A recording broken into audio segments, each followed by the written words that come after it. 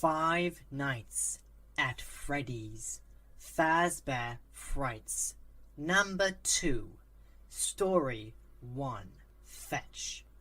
The surf, the wind, and the rain were at war, battering against the old building so forcefully Greg wondered if its crumbling walls could stand against them. When the bowling thunder blasted the boarded-up window again, Greg jumped back, stumbling into Cyril and tromping on his feet. Ow! Cyril shoved Greg, jabbing his flashlight spastically at the wall in front of them. The light scanned over drooping sections of blue-stripped wallpaper and what looked like two red letters, FR. Streaks of something dark sprayed over the stripes. Was that pizza sauce or something else? Haddy laughed at his two bumbling friends. It's just the wind, guys. Suck it up. Another gust hit the building, and the walls shuddered, drowning out Haddy's voice. The rain pounding on the metal roof ratcheted up, but inside the building, close by, something metallic clinked loud enough to be heard over the wind and rain. What was that? Cyril whirled and swung his flashlight in a wild arc. At barely 13, Cyril was a year younger than Greg and Haddy, though still in their fledgling freshman class. He was short and skinny, with boyish features and limp brown hair, and he had the misfortune of sounding like a cartoon mouse. It didn't win him many friends. Let's go check out the old pizzeria. Cyril mimicked Greg's suggestion. Yeah, this was a great idea. It was a crisp autumn night, and the seaside town was dark, robbed of power by the latest storm's assault. Greg and his friends had planned a Saturday night of gaming and junk food, but as soon as the power went out, Haddy's parents tried to recruit them for a board game, the family's tradition during power outages.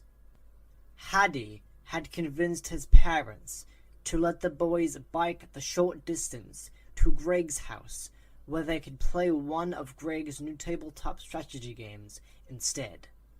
But once there, Greg enlisted them to go to the pizzeria.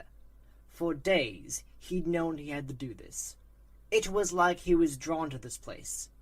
Or maybe he had it all wrong. This could be a wild goose chase. Greg shined his flashlight around the corridor. They just explored the kitchen of the abandoned restaurant and had been shocked to find it was still stocked with pots, pans, and dishes.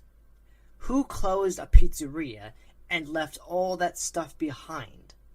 After they left the kitchen, they found themselves next to a large stage at one end of what had once been the main eating area of the derelict pizzeria. A heavy black curtain at the back of the stage was drawn closed. None of the boys had volunteered to see what was behind the curtain, and none of them had mentioned seeing the curtain move when they passed the stage. Haddy laughed again. Better than hanging with the fam. Hey, what's that? What's what? Cyril aimed his light in the direction of Haddy's gaze. Greg turned his flashlight that way too, toward the far corner of the large, table-filled room they stood in. The glowing beam landed on a row of hulking shapes lined up along a murky glass counter. Bright eyes reflected the light back at them from across the room. Cool, Haddy said, kicking aside a broken table leg as he made his way toward the counter. Maybe, Greg thought, frowning at the eyes. One pair seemed to be staring right at him. Despite the confidence he'd felt before, he was beginning to wonder what exactly he was doing here. Haddy approached the counter first. This is dope. He reached for something and sneezed when dust billowed up from the stand. Before they left his house, Greg had suggested they all take handkerchiefs to cover their noses and mouths, but he couldn't find any. He expected to find the empty restaurant filled with dust, mold, mildew, and who knew what else. Surprisingly, given the wet coastal climate, the only decay they'd seen was dust. But there was a lot of dust. Greg stepped around an overturned metal chair and past Cyril, who had his back pressed to a dirty, paint-peeled pillar in the middle of the dining area. Other than one broken table and two upside-down chairs, the area looked like it just needed a heavy cleaning before it could be fit for diners. Which again was strange. Greg had known something would be here, but he didn't expect the building to still hold dishes and furniture and what else? Greg looked at what Hadi held, and he sucked in his breath. Was this what he'd come for? Was this why the old place was calling to him? "What is it?" Cyril asked, not moving any closer to the counter. "I think it's a cat." Hadi turned the lumpy, roughly furred object he held. "Or maybe a ferret." He poked at whatever it was. Might be an animatronic. He put it down and shined his light over the other shapes along the counter. "Yeah, awesome. The prizes, see?" Hadi scanned his light over the stiff figures. That explained the cave-like cubbyholes that lined the broad hallway Greg and his friends had come through to get to the dining area. The little enclosures must have been for arcade cabinets and game booths. "I can't believe these are still here," Hadi said. "Yeah," Greg frowned, studying what looked like a stiffened sea otter and a tangled octopus. Why were they still here? The old pizzeria had stood, boarded up, and bombarded by coastal storms and sea air for who knew how long. The structure was clearly abandoned, and it looked not just old, but ancient, on the verge of collapse. The graying, weathered siding was so faded you could barely tell what it was. The name of the pizzeria was long gone. So why did it look so good on the inside? Well, not good exactly. But from where Greg stood, the building looked sturdy enough to stand another 100 years. Greg and his parents had moved to the small town when he was in first grade, so he knew the place well. But he didn't really understand it. For example, he'd always thought it was strange that a boarded-up pizzeria had been left untouched in what was supposed to be a vacation spot. But then again, this wasn't exactly a swanky resort town. Greg's mom called it a hodgepodge. Big, fancy homes could be found across the street, from tiny, ugly beach cabins draped in dirty fishing floats and surrounded by piles of old lumber or crumbled lawn furniture. The house across from Greg's had a huge, boxy sedan, like from the 70s, up on blocks in the front yard. Still, Greg wondered why a pizza place couldn't be turned into something useful instead of being left a gnarled old ghost building that practically screamed break-in to local kids. But weirdly, it didn't look like anyone had broken in before Greg and Cyril and Hadi did. Greg had figured they'd find footprints, trash, graffiti, evidence that other explorers had been here before them. But nothing. It was like the place was abandoned, dipped in formaldehyde, and preserved until Greg suddenly felt like he was supposed to come here. "I bet these are still here because they're the really good prizes," Hadi said. "No one ever wins the good prizes," Cyril piped up. He had edged a little closer to the counter, but he was still several feet away. "There aren't any clowns, Cyril." Greg had to assure Cyril there wouldn't be any clowns in an abandoned restaurant in order to convince Cyril to come along. Not that Greg knew one way or the other. "What's that one?" Sarah pointed at a large-headed figure with a big nose. It sat under a sign that read, "Top Prize." Greg picked it up before Hattie could. It was heavy, and its fur felt matted and coarse. He was oddly drawn to the animal, whatever it was. He studied the pointed ears, sloped forehead, long snout, and piercing yellow eyes. Then he noticed the blue collar around the animal's neck. Something gleaming dangled from the collar. A dog tag? He lifted it. "Fetch." Hattie read over Greg's shoulder. "It's a dog named Fetch." Greg loved dogs, for the most part, but he hoped to never see one like this one in real life. He held the dog up and tended this way and that. Even the vicious old dog that lived next door to Greg wasn't this ugly. Fetch looked like someone had crossed the big bad wolf with a shark from Jaws. His, surely it was a he, head was a triangle, pointy on top and with a mouth far too wide for comfort at the bottom. Fetch's fur, which looked grayish-brown in the splotchy glow of the flashlights, was missing in places, revealing tarnished metal beneath. A couple of wires stuck out of the big ears, and a partially exposed cavity in Fetch's belly revealed what looked like a primitive circuit board.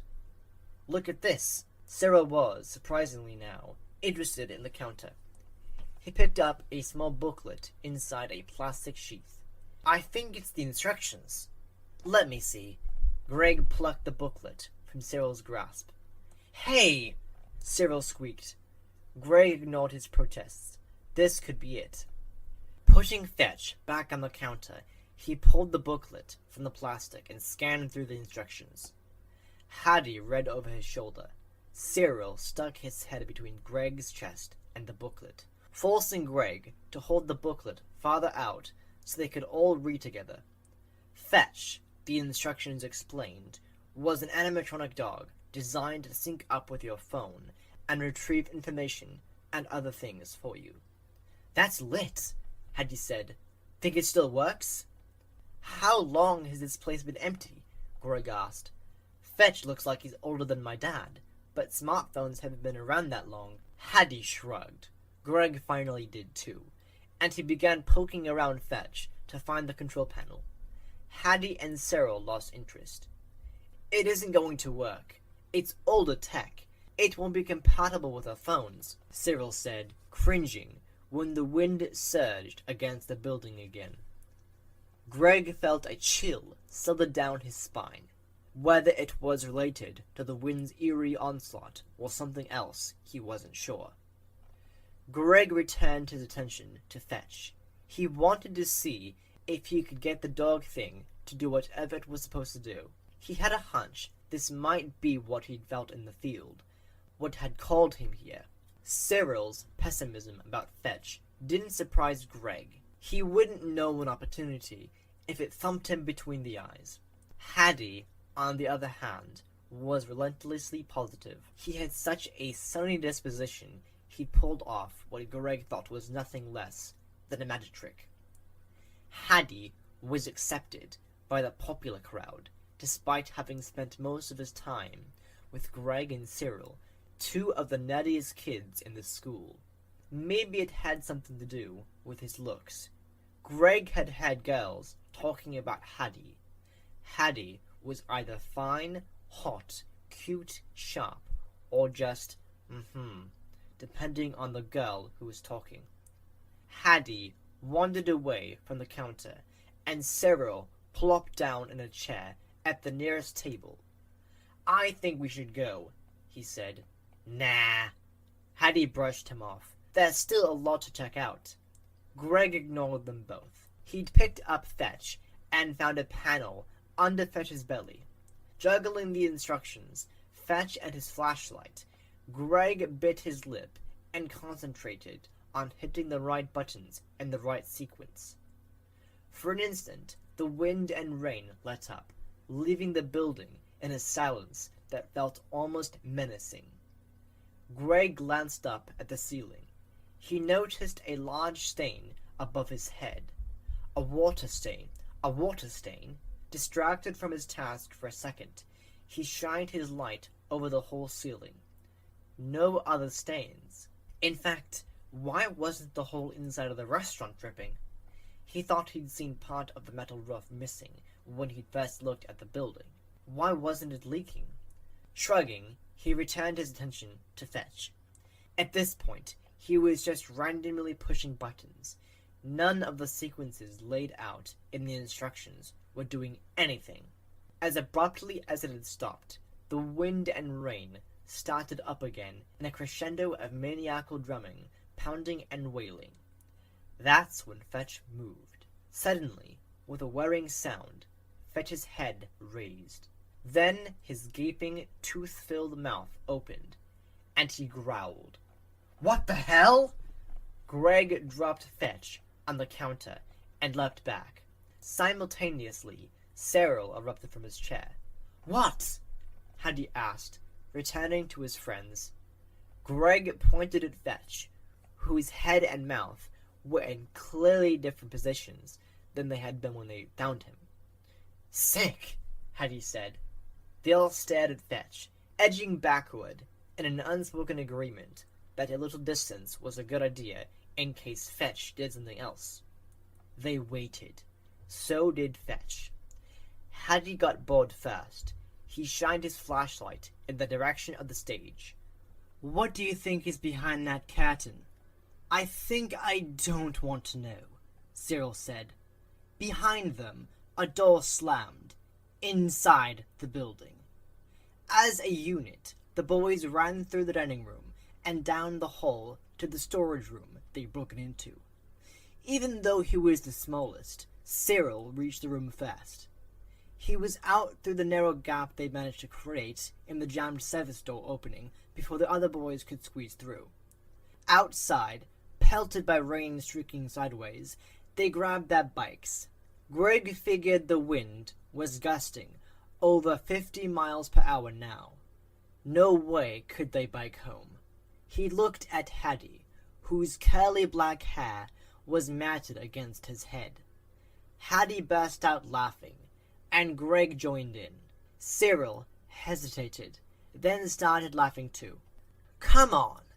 Haddy shouted over the screaming wind. Without looking back at the restaurant, they put their heads down and pushed their bikes against the storm. As he trudged beside his friends, Greg thought about why he'd wanted them to come to this abandoned restaurant. They'd left so much of it unexplored. Like the area behind the curtain, there'd been 3 closed doors off the hallway too. What was behind them?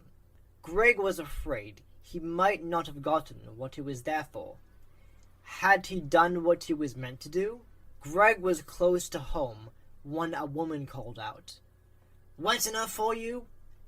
He stopped, wiped his eyes, and squinted through the rain. "Hey, Mrs. Peters," he called when he saw his elderly neighbor standing on her covered front porch. She threw up her skinny arms. "Love these storms," she sang out. He laughed and waved at her. "Enjoy," he shouted. She waved too, and he plodded on. When he neared his parents' tall, modern, oceanfront house, Greg was surprised to see a light in the living room window. The town was still dark.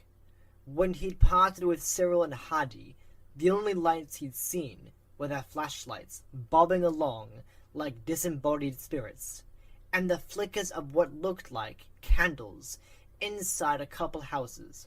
The light in his window, however, was bright and steady. When he pulled his bike in next to the stilts that raised the house a full story off the ground, he discovered why he'd seen light. At first, drowned out by the thunderous sounds of the wind and rain, he hadn't heard the motor until he practically walked into it. A shiny new generator sat under the house, chugging away, a cord extending past the two-car garage and up the stairs to the front door.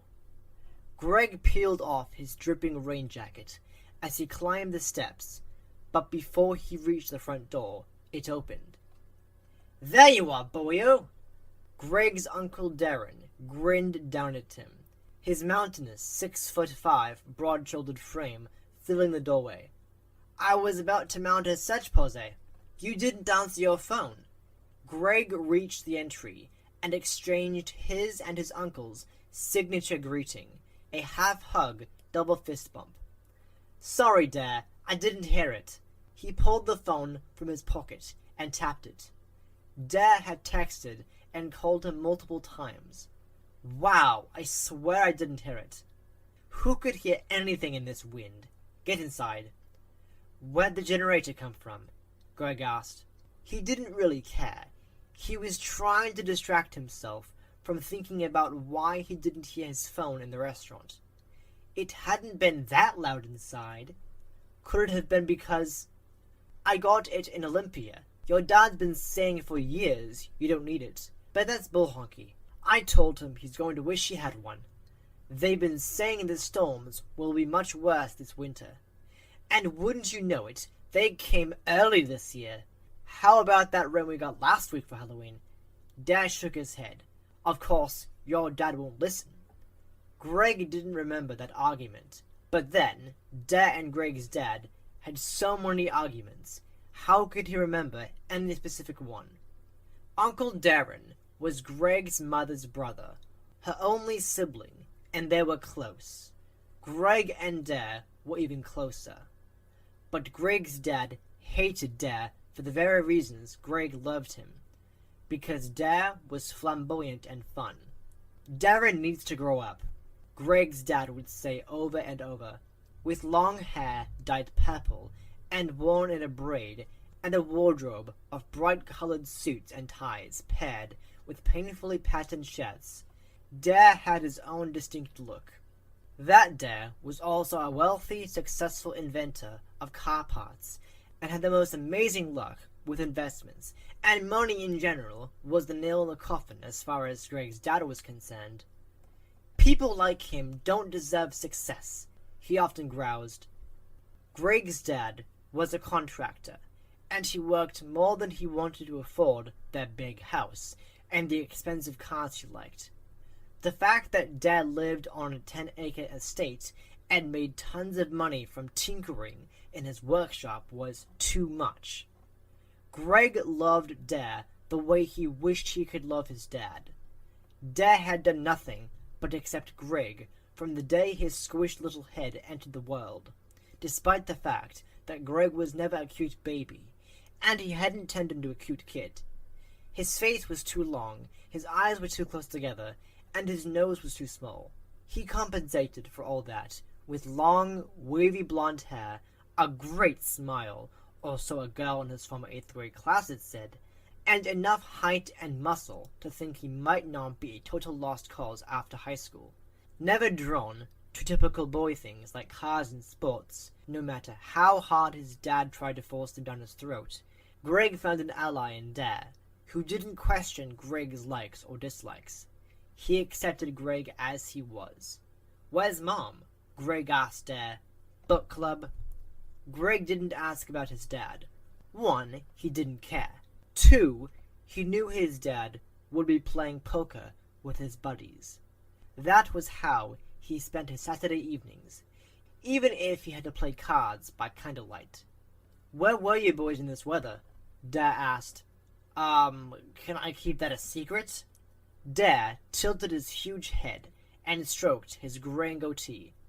"Sure, I trust you." "Thanks. You want to play backgammon?" Dad asked. "Can I take a rain check?" "Ha! Good one." Dad gestured to Greg's still dripping coat. Greg shook his head. "Unintentional. I just wanted to do some reading." "Sure, no prob. I just came by to set up the generator for you guys. When you went here and I couldn't get a hold of you, I figured I'd stay until Worry fried my circuits and made me phone the police." Greg grinned. I'm glad I made it home before you called the cops. Me too. Dare started to reach for his magenta raincoat, then hesitated and snapped his fingers. Oh, by the way, I heard you got your first babysitting gig. Glad you finally brought your old man around. It was really thanks to you. Once you threw your 2 cents in, it was 3 against 1. I'm sitting for the McNally's kid next week. Jake? They need someone to watch him on Saturdays. No way! His mom and I go way back. Maybe I'll stop by sometime. Bring you guys a treat. Or bring my new puppy. I've been thinking seriously about getting a dog. Really? Cool! Yeah, a friend has a Shih Tzu that's going to have puppies soon. I'm thinking I've been without a dog long enough. I miss having a dog to cuddle with. Greg laughed. Just be sure it's a nice Shih Tzu. I think the beast next door is part Shih Tzu. That snaggletooth mongrel? Nah, no dog of mine will be like that. Remember, Dare said, holding up his right index finger, on which he wore his favorite onyx and gold ring. I have the magic finger of luck. Dare and Greg said in unison. They laughed. The magic finger of luck had been an ongoing joke since Greg was about 4 years old. One day, Greg was crying because he wanted the stuffed octopus in a claw machine. He hadn't been able to get it when his mother put money in the machine, and he tried with the claw. Dare had tapped the glass of the claw machine with his right index finger and had said in a deep voice, I have the magic finger of luck. I will get you the octopus. And he had done it on the first try. After that, Dare called on the magic finger of luck to get things to go his way. It pretty much always worked. Greg stopped laughing, thinking again about the neighbor's dog. Yeah, I still can't believe that thing bit me. The neighbors next door had moved in the year before, and 2 days later their dog, a small but evil mutt with very sharp teeth and one missing eye, charged out at Greg and bit him on the ankle. He had to have 10 stitches. Okay, I'll go and leave you to your reading, Dare said. Before I go though, let's make sure everything's working right. 15 minutes later, Greg was lounging on his double bed, reading by the nice bright light of his red pendant reading lamp. Dare had gotten the family a power transfer system for the generator that hooked up to the breaker box. With the flip of a few switches, power was restored to the whole house. Got this especially for your gaming needs, Dare said, before giving Greg another half-hug double fist bump and leaving. Even though he really wanted to get to his reading, Greg took the time to do his nightly yoga routine before sliding under the oversized afghan Dare had knitted for him. Dare had also taught him yoga, and Greg loved it. It not only calmed him down before bed, it helped him stay in shape. Not that good shape was good enough. Greg stood in front of the mirror and examined his narrow shoulders and slight chest. Even though he had muscles in his arms and legs, his torso was still too thin, and his face. Greg's phone buzzed. He picked it up and looked at a text from Hadi. You recovered? Greg snorted, as if he was scared enough to need recovering. From what? He texted back, playing dumb. You can't fool me. Okay, Greg responded. Yeah, I'm good. Need more courage, I guess. You need Brian Reinhardt's brain. He's not afraid of anything. Greg laughed. Good point. Brian Reinhardt was the football team's star running back. He texted, I could use his legs too. Fast for running. Lol. How about Steve Thornton's shoulders? Powerful enough to thump scary things. Greg laughed again, but Hadi was onto something. If Greg was going to do what he set out to do, why didn't he pick and choose what he wanted? Okay, he typed in, But I want Don Waring's chest too then. Greg grinned at the idea of constructing a body from a football player's parts. He needed a good face though, especially if he was going to get a girl to pay attention to him. I want Ron Fisher's eyes, he texted. RGR. How about Neil Manning's nose? Greg smiled and typed, OBV. Mouth? Greg thought about it. He responded, Zach's. BFG. Greg smiled. He could picture Huddy's big freaking grin. Hair? I like my own, Greg replied. Ego much? Greg laughed. GG. Greg typed in BFN. Greg flopped onto his bed. He picked up his journal and the book on the 0-point field he needed to check. He glanced over at his plants before he started reading. They were the key to this, weren't they? They made the exchange he just had with Huddy more than just a silly game. Well, they were at least a catalyst. Learning about Cleve Baxter's experiments is what had launched him down the road he was on. But the plants wouldn't help him tonight.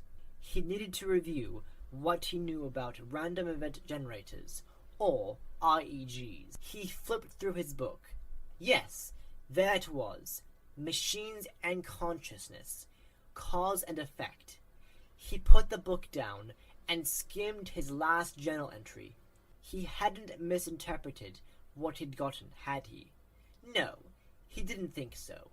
He was either on the right track, or he wasn't. And if he wasn't, he didn't think he wanted to know what track he was on. The way he'd been drawn to that place couldn't have been a coincidence. The storm hung around another day, but it fizzled out late Sunday night. Power came back on. School was in session as usual Monday morning. Greg endured the first half of the day and was relieved when 1:10 p.m. finally rolled around and he got to go to Advanced Scientific Theory. Advanced Scientific Theory was an AP class reserved for freshmen who had won science fair prizes in the previous 2 years. The class had only 12 students.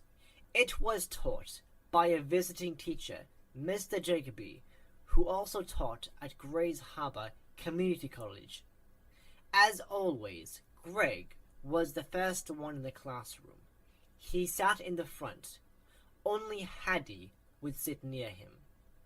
Mr. Jacoby was practically bouncing at the front of the yellow-walled classroom when the bell rang. Tall and lanky, but so full of energy, he reminded Greg of a long-coiled spring.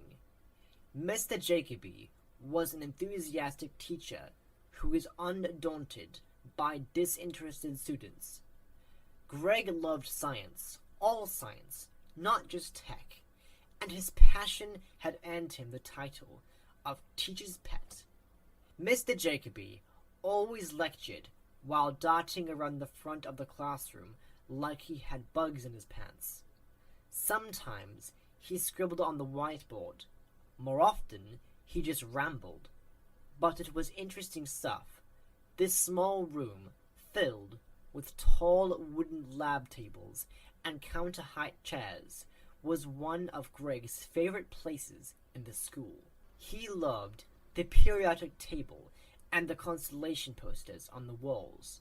He loved the smell of the fertilizer that fed the hybrid plants growing at the back of the room.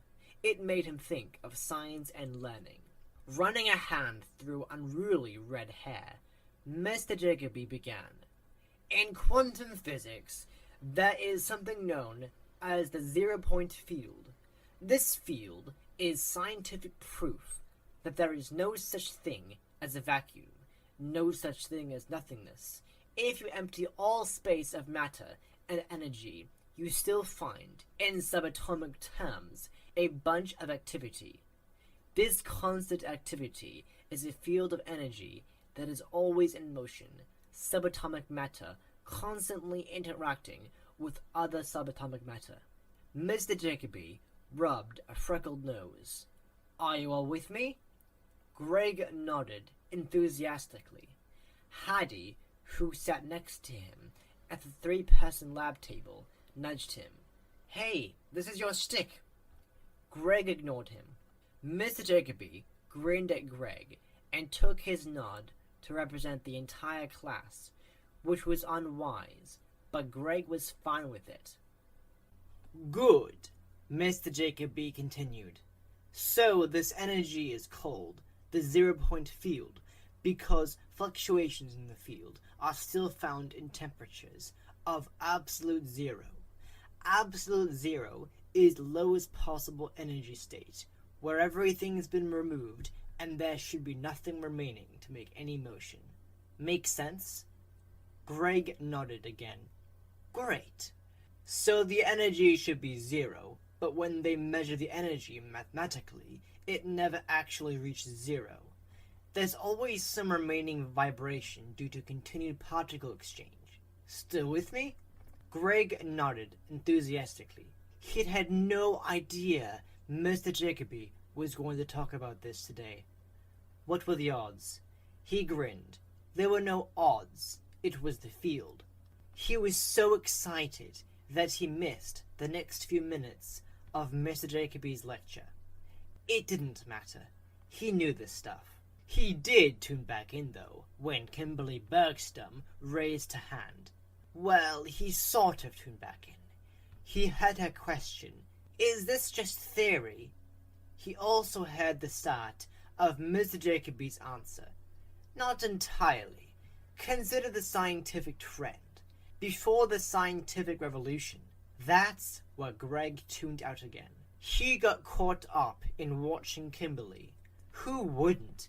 Long, inky black hair, amazing green eyes, prettier than any model Greg had ever seen.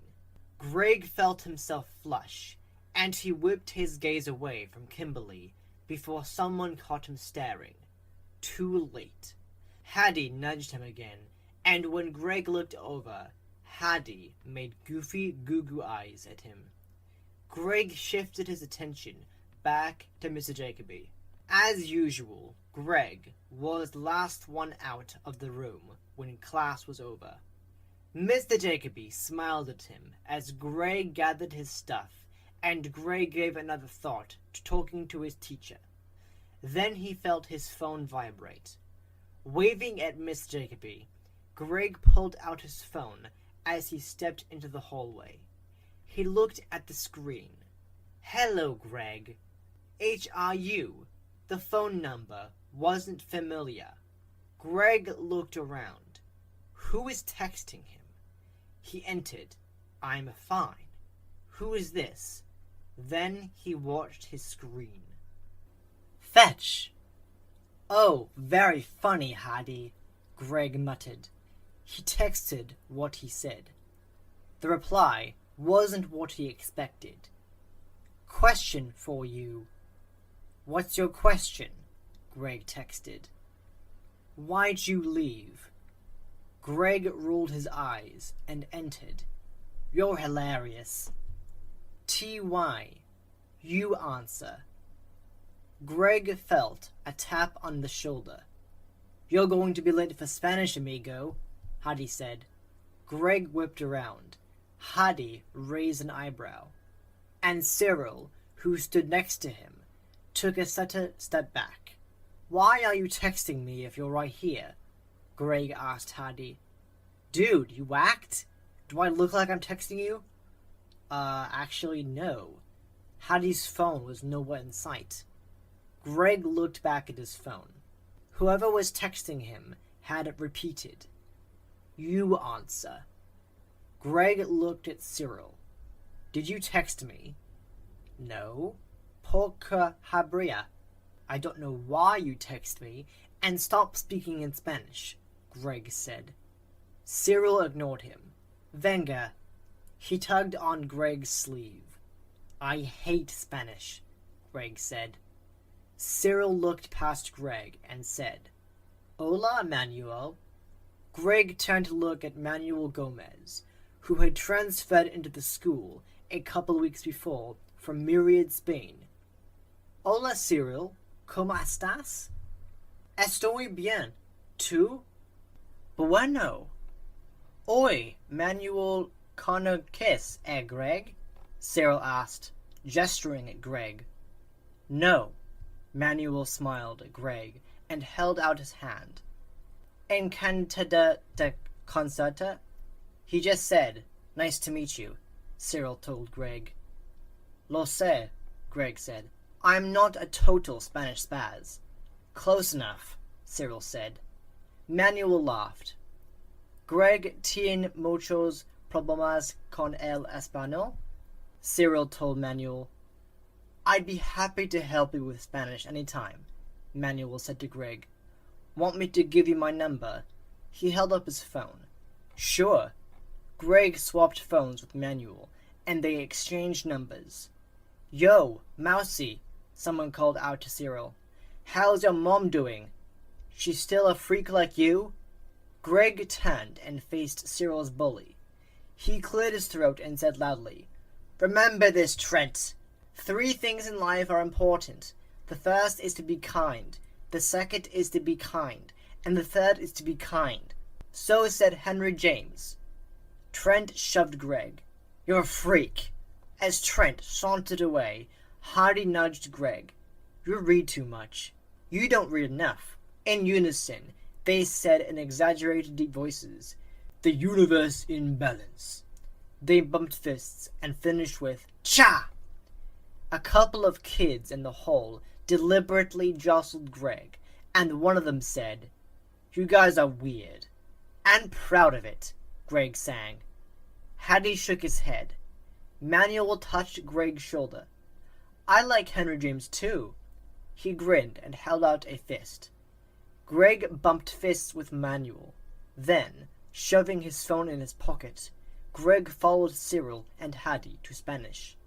He wasn't going to talk to them about the texts now, but he didn't stop thinking about the texts either. If neither Hattie nor Cyril sent them, who did? Was someone else in the restaurant with the boys on Saturday night? Is that what that slamming door was?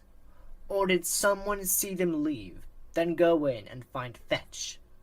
The idea that they'd been watched made Greg's skin crawl. But the idea that they hadn't been watched made all the hair stand up on Greg's arms. Could it be? He wouldn't think about it. Not yet. By the next day, he was thinking about it. Hard. In that time, he'd received 12 texts from Fetch. By now, he realized the texts had to be from the animatronic. They couldn't be from anyone else, because no one else could know everything Fetch was texting about.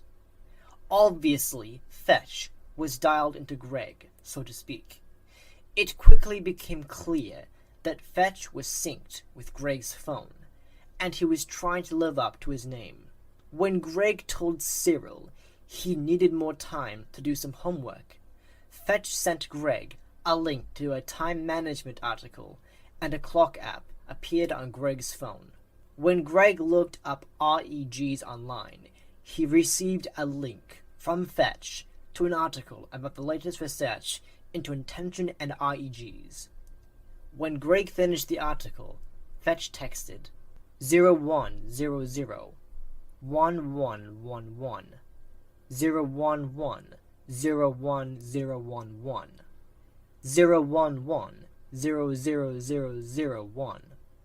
01111 001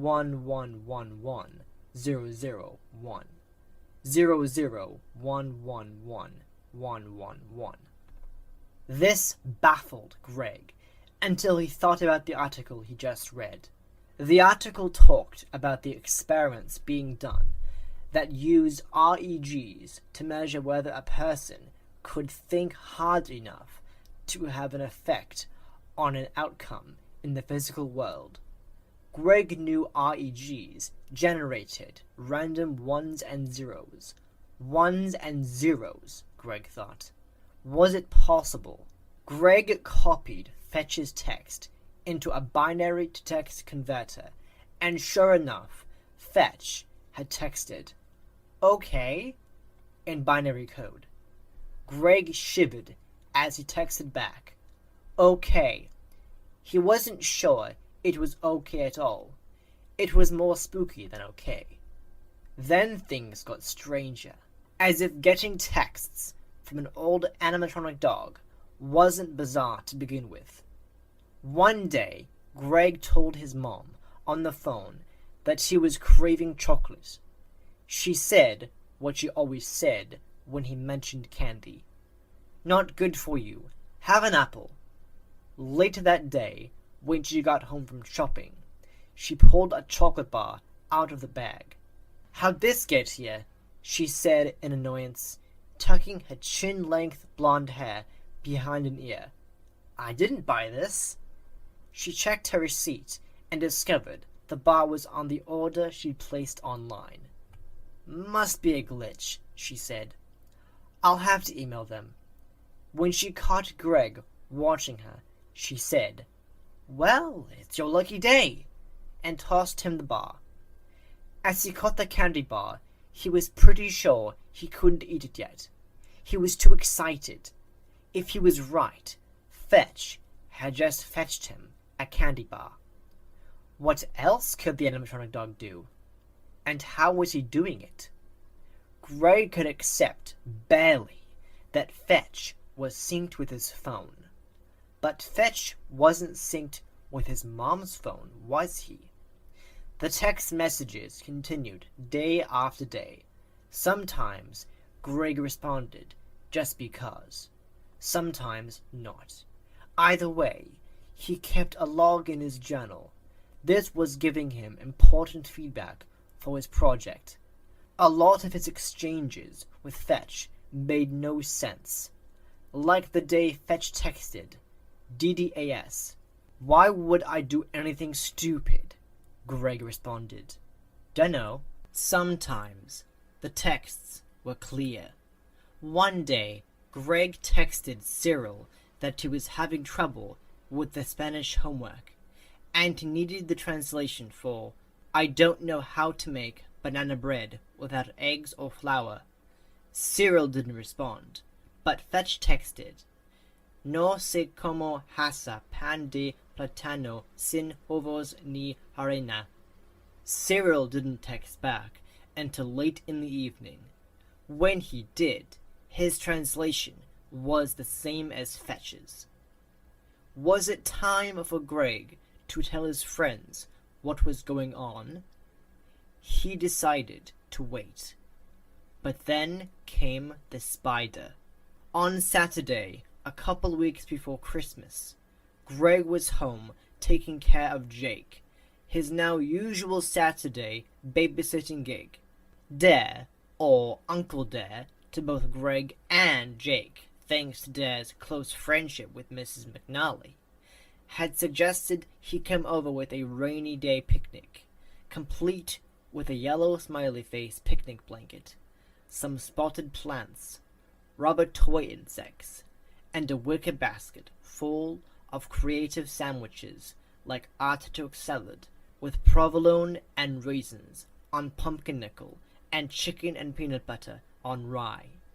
Fortunately, Dare knew Greg wasn't as adventurous with food as he was, so he included a couple of ordinary tuna salad sandwiches too. They set up that picnic in the living room, in front of the big picture window overlooking the dunes and the ocean. You could barely see the ocean through the rain. One shade of gray merged with the next. Jake, 4 years old, loved the picnic, but he wasn't keen on the huge rubber spider that lurked near the edge of the picnic blanket. He was so agitated that Greg suggested they put the picnic on hold. He got out 2 spatulas and made a big production of scooping up the spider and putting it in a sealed plastic bag. That wasn't enough for Jake. "Out!" he demanded, pointing a chubby finger toward the door. So Greg put on his rain jacket and went out in the rain, while Dare and Jake Supervised from under the shelter of the house, Greg dug a hole in the mud and buried the rubber spider. Satisfied, Jake ate the rest of his picnic lunch without comment. "Good job, boyo," Dad said. Greg enjoyed the praise. He sure never got any from his dad, who, as usual, was working. When Dad was around, though, he didn't seem to mind his father's disapproval as much. His uncle made everything seem better. A couple days before Christmas, Greg and Hattie were talking on the phone about Trent. "He's such a jerk," Greg said. He laid on his bed, watching his plants, sending specific thoughts to them like one might send to an IEG. Just like in Cleve Baxter's experiments, his plants seemed to be responding well to his latest intentions. "I don't really pay attention to him," Hattie said, "but I know he freaks out Cyril." "Yeah, he needs to be pranked," Hattie said. "I was thinking spiders. I overheard him the other day telling Zach he's afraid of spiders." Greg laughed. "Seriously? I've got a rubber one buried in my backyard. Maybe if the rain stops, I'll dig it up before I come over." "Yeah, do that. Ho ho ho, it'd make a nice surprise in his stocking." Greg waited a few hours, but the rain didn't let up. It thrummed relentlessly on the roof. If Greg hadn't promised Hattie he'd go over to wrap presents, he wouldn't have left the house. But he promised, so he geared up for the rain and stepped outside. He almost screamed when he looked down and saw a huge spider covering the well of welcome friends on his mother's jute doormat. Jumping back, he stared at the spider, realizing now what it was. Greg felt his pulse accelerate. This was not possible. But there it was. It was the rubber spider he'd buried, still in its now muddy plastic bag. No one except Dare and Jake knew where that spider was. Jake and his family had gone to Hawaii for Christmas, and Dare was on a ski trip with friends. "Wish you could be here for our white Christmas, boyo," Dare had said on the phone the night before. Leaning over and picking up the plastic bag by the corner, as if it was a deadly creature in and of itself, Greg held the bag in front of his face. Were those teeth marks along the bottom edge? He dropped the bag. His phone buzzed. He sucked in his breath and fumbled for his phone. "Merry Xmas." "Merry Christmas to you too, Fetch," Greg entered, while trying to ignore the fact that his fingers were trembling. He didn't wait for a reply. Ignoring the urge to throw the phone into the shrubs at the edge of his yard, he shoved it back in his pocket. It was time. He had to talk to his friends. The day after Christmas, the boys gathered in Greg's room, on the bed. Greg sat with his back against the navy blue cushioned headboard, his friends sprawled next to each other at the foot. He glanced around the room, taking comfort in his familiar surroundings. Posters of movie musicals alternated with puppy posters on the walls, and 2 shelving units stuffed with books flanked the window that looked out toward the ocean. The sky outside was matte gray, as if an artist with no sense of depth had just slathered paint across the horizon. On the wall opposite the window, his plants sat in rows on shelving under a low-hanging bank of grow lights. His antique roll-top desk, a gift from Dad, sat next to the door. A plate of gingerbread cookies Greg had baked 2 days before sat in the middle of the bed. Grabbing a cookie, Hattie asked, "What's this urgent meeting about?" "Yeah," Cyril squeaked. I was going to go to the day after Christmas sales with my mom. Hardy shook his head. Seriously, dude? Do you listen to yourself? You might as well wear a t-shirt that says, "Make fun of me." Greg threw a dirty sock at Hattie. Leave him alone. If he likes to shop with his mom, he likes to shop with his mom. Hattie gave Greg a mock bow. You make a point. He nodded towards Cyril, this time for real. Sorry. It's okay. In the silence that followed, Greg weighed how he was going to explain everything. Well, maybe he wasn't going to explain everything. Maybe just some things. For sure, he had to tell them about Fetch. He looked over to his nightstand, which held stacks of books, papers, and his phone, still receiving texts from Fetch. His most recent, an hour before Cyril and Hardy showed up, was, "Do you need food for meeting?" "No, thank you," Greg texted back.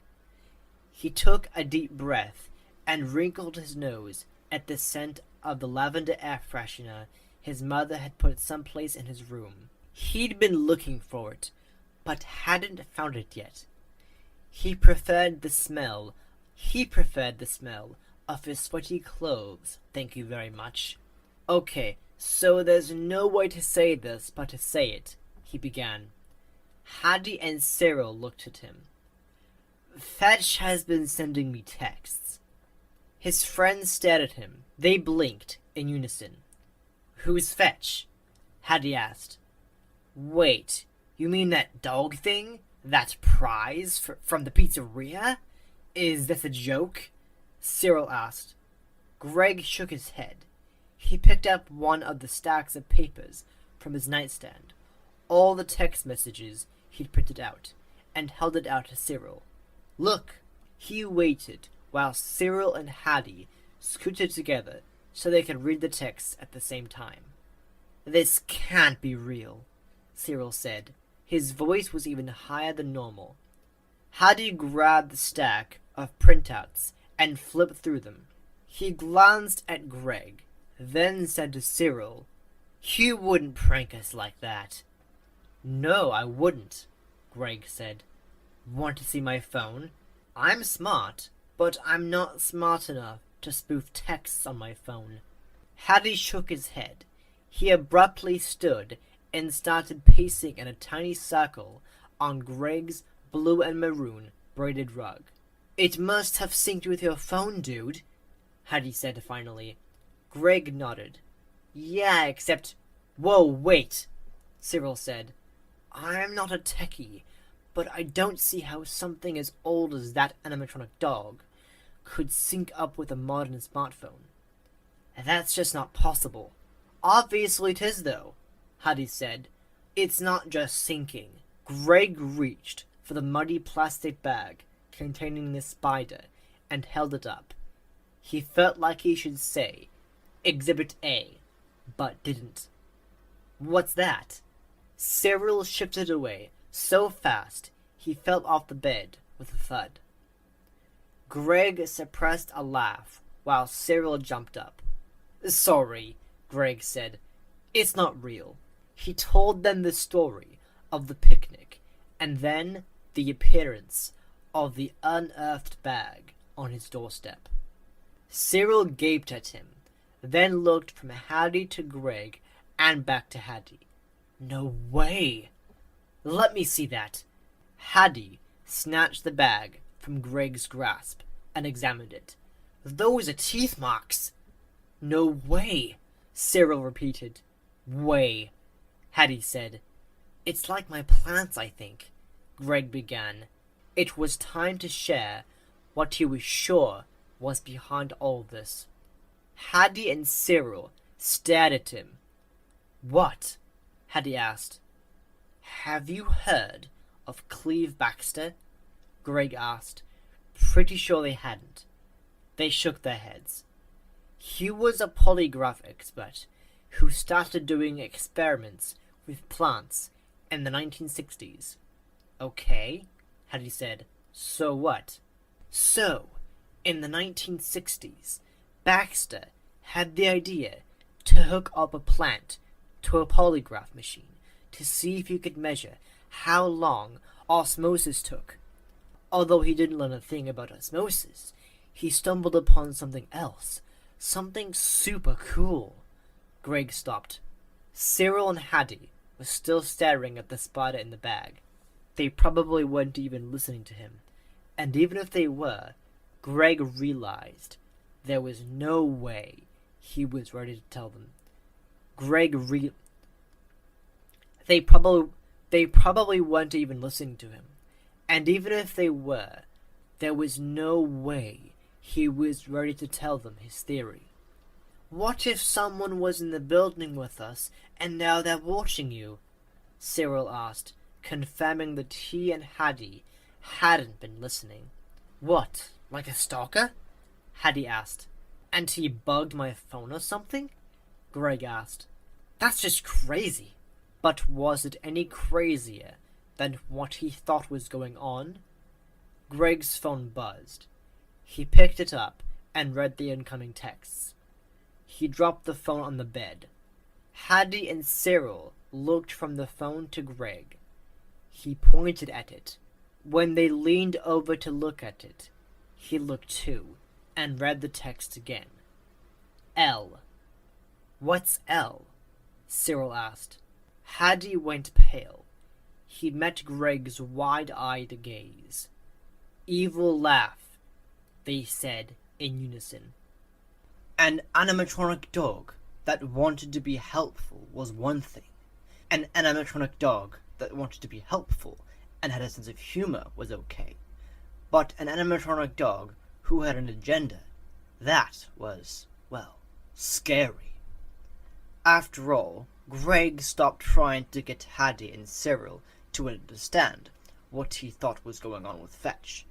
So when they finished freaking out about Fetch's text, he told them he'd keep them posted and decided it was time to conduct more experiments.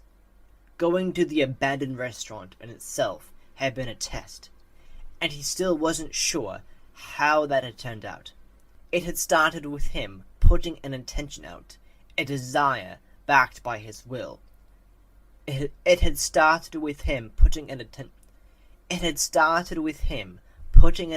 out, a desire backed by his will, that had led to an impulse to act.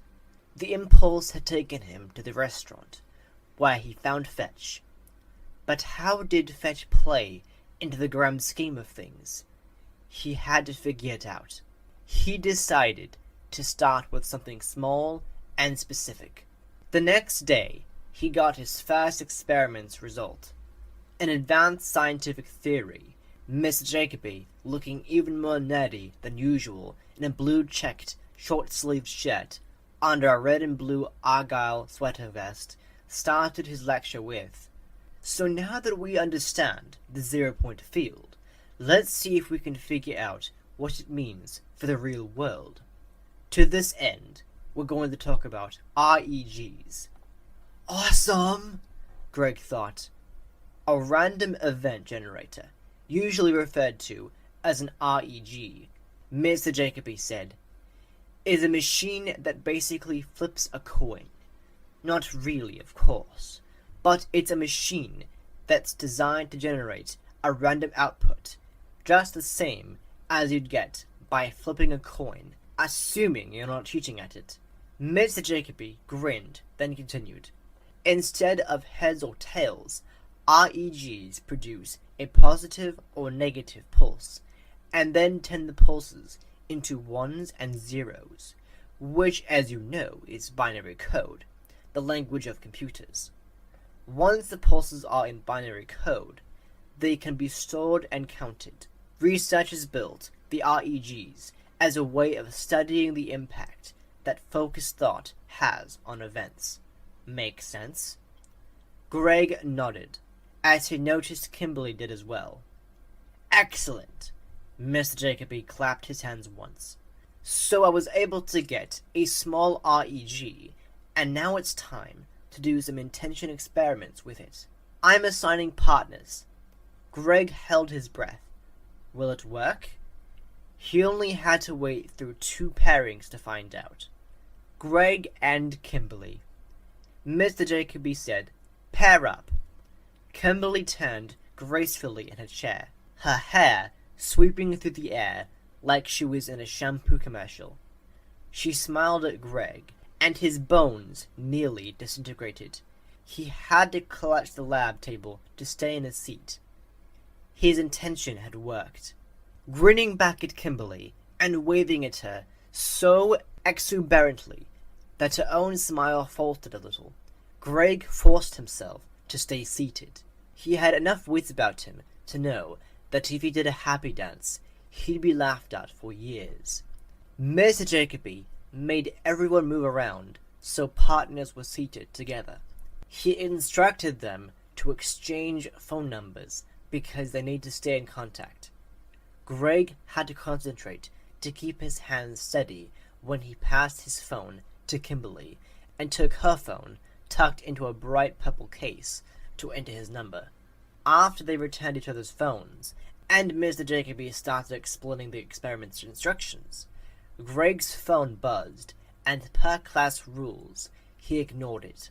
It wasn't until he was out in the hall, after he and Kimberly set a time to meet to do the first step of the experiment, that he checked his phone. Fetch had texted, "Congrats."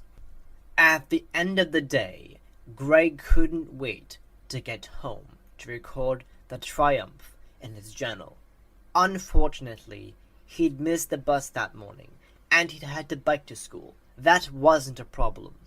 But now, the wind was blowing from the southeast, and he couldn't bike hard enough to overcome the gusts trying to shove him back toward the school.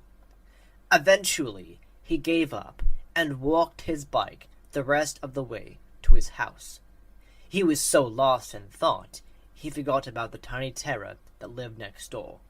It was like a rabid fairy missile was careening toward him at top speed. He nearly jumped to Mars when the dog launched itself from an outdoor table and threw itself over the fence right at him. Crap! He let go of his bike and dropped his backpack, catching the dog just as it hit his chest, and started snapping at his jugular. What was it with this dog? On reflex, he pushed the dog back over the short fence. When the dog hit the ground, it came up barking and snarling, and it flung itself against the wooden boards. Greg didn't wait to see what it would do next. He grabbed his bike and backpack and ran for his house. Once inside, he realized he was hyperventilating, sinking to the floor in the puddle created by his dripping coat. He texted Hattie, "Devil dog just tried to slash my throat. Scared the hell out of me." "You okay?" Hattie responded, shaken, not scared. Hattie texted back, "LOL." That night, Greg had nightmares. Not a surprise. He spent the whole night in the abandoned pizzeria, being chased alternately by Fetch, a faceless man, and the dog next door, while plants grew so fast inside the restaurant that the place turned into a jungle. On the stage, an IEG spewed out zeros and ones, almost too fast for the eye to register. Greg woke up covered in sweat. Did the dream mean it was working, or not? Shaking off the bad night, Greg scowled out the window at the sideways rain. More wind? Apparently Dare was right about this year's winter storms. He threw on some clothes quickly, already late for school. Racing to the door, Greg waved at his mom, who was on the phone. He ignored his dad, who was scowling at a spreadsheet on his laptop while he guzzled coffee. Greg threw on his rain jacket, grabbed his backpack, and went out the door and down the steps. That's why he came to a stop, so abrupt he lost his balance and had to grab the stair railing. His eyes widened, his pulse rate flew into overdrive, and his stomach clenched. This couldn't be happening. Turning away from what was in front of him, Greg staggered to the nearest bush and threw up. All he had in his stomach was water, which came up along with yellow bile. Then, even though his stomach was empty, it lurched some more, and he endured a couple rounds of dry heaves. Finally, he collapsed into the bottom step of the stairs and wiped his mouth. His fingers were stiff and cold.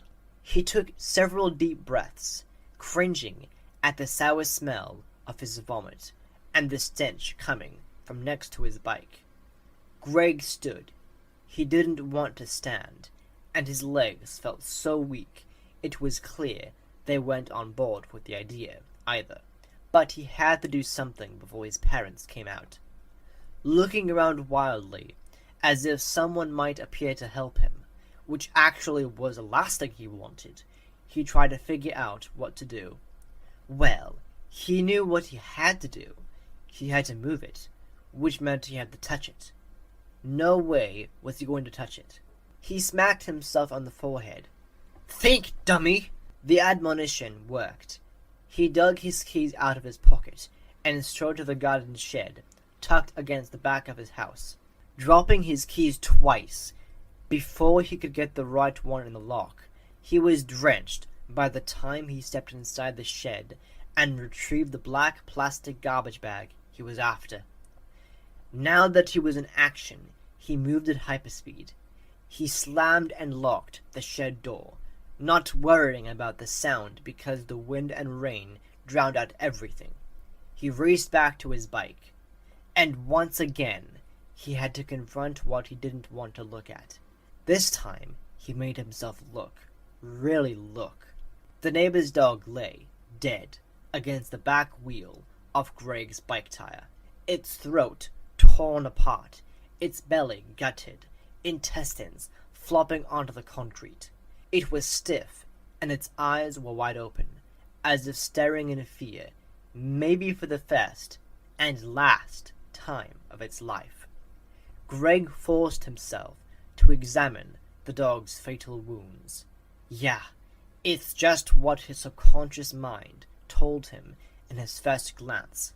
The dog hadn't been killed with a knife or some other sharp object. It had been ferociously ripped by teeth and claws. It had been attacked by another animal. Greg gagged and swallowed down another dry heave. Breathing through his mouth, he opened the plastic bag and put it down over the dog. Once he had it covered, he slipped the bag under the animal and used the plastic to scoop up the entrails. When he had it all, he carried the bag to the bushes between his and his neighbor's house and emptied it into the bushes. The dog fell with a sickening splat onto the ground. Greg looked up at his house to be sure neither of his parents were looking out the window. Nope, all good. The neighbor's house was one story. They couldn't see into his yard, and this part of the yard was sheltered from the street. No one was watching him. Even so, this probably wasn't the best plan in the world. But it was the best he had. If the dog was a human, forensics would point to Greg in a nanosecond. But the corpse was a dog. He didn't figure there'd be much of an investigation when the body was found.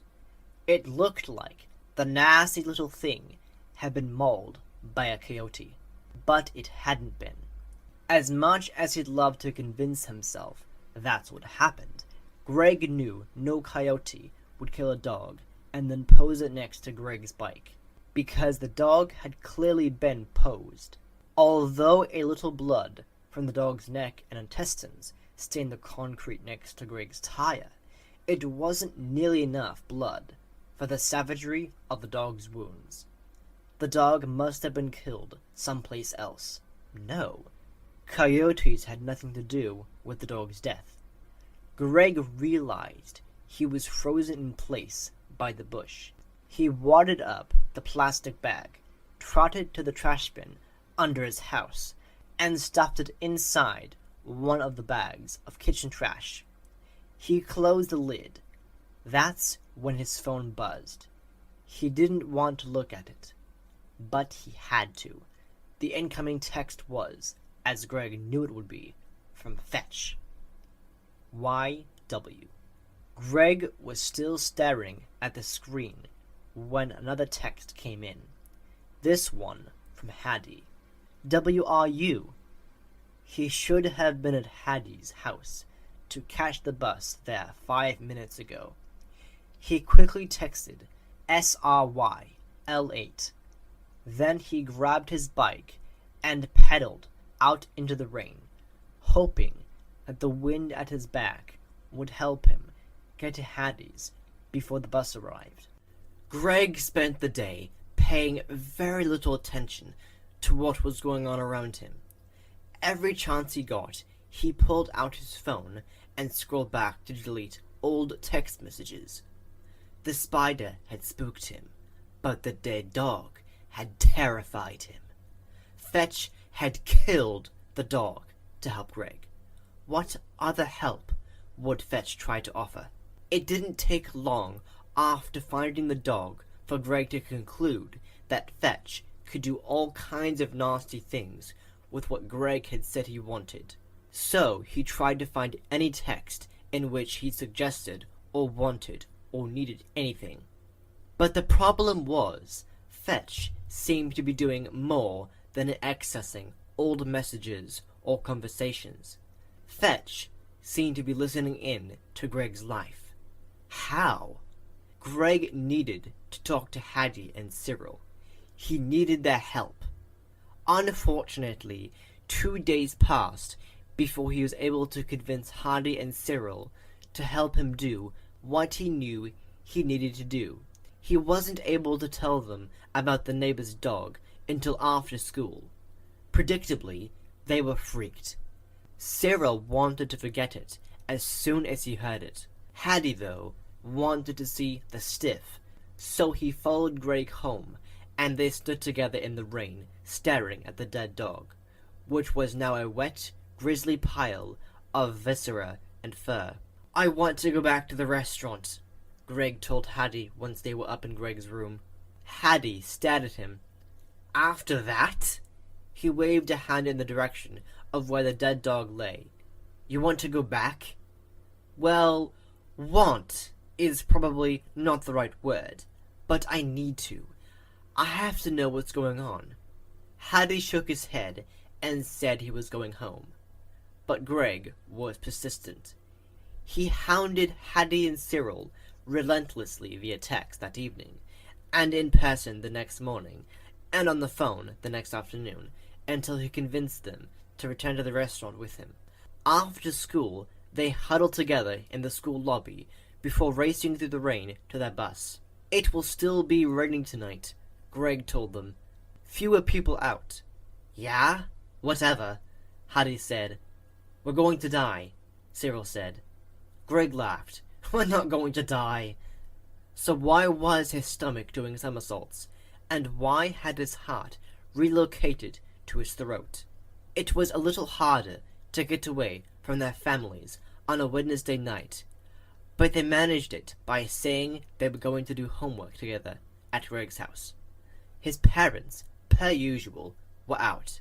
His mom had taken a part-time job as a front desk clerk at one of the hotels.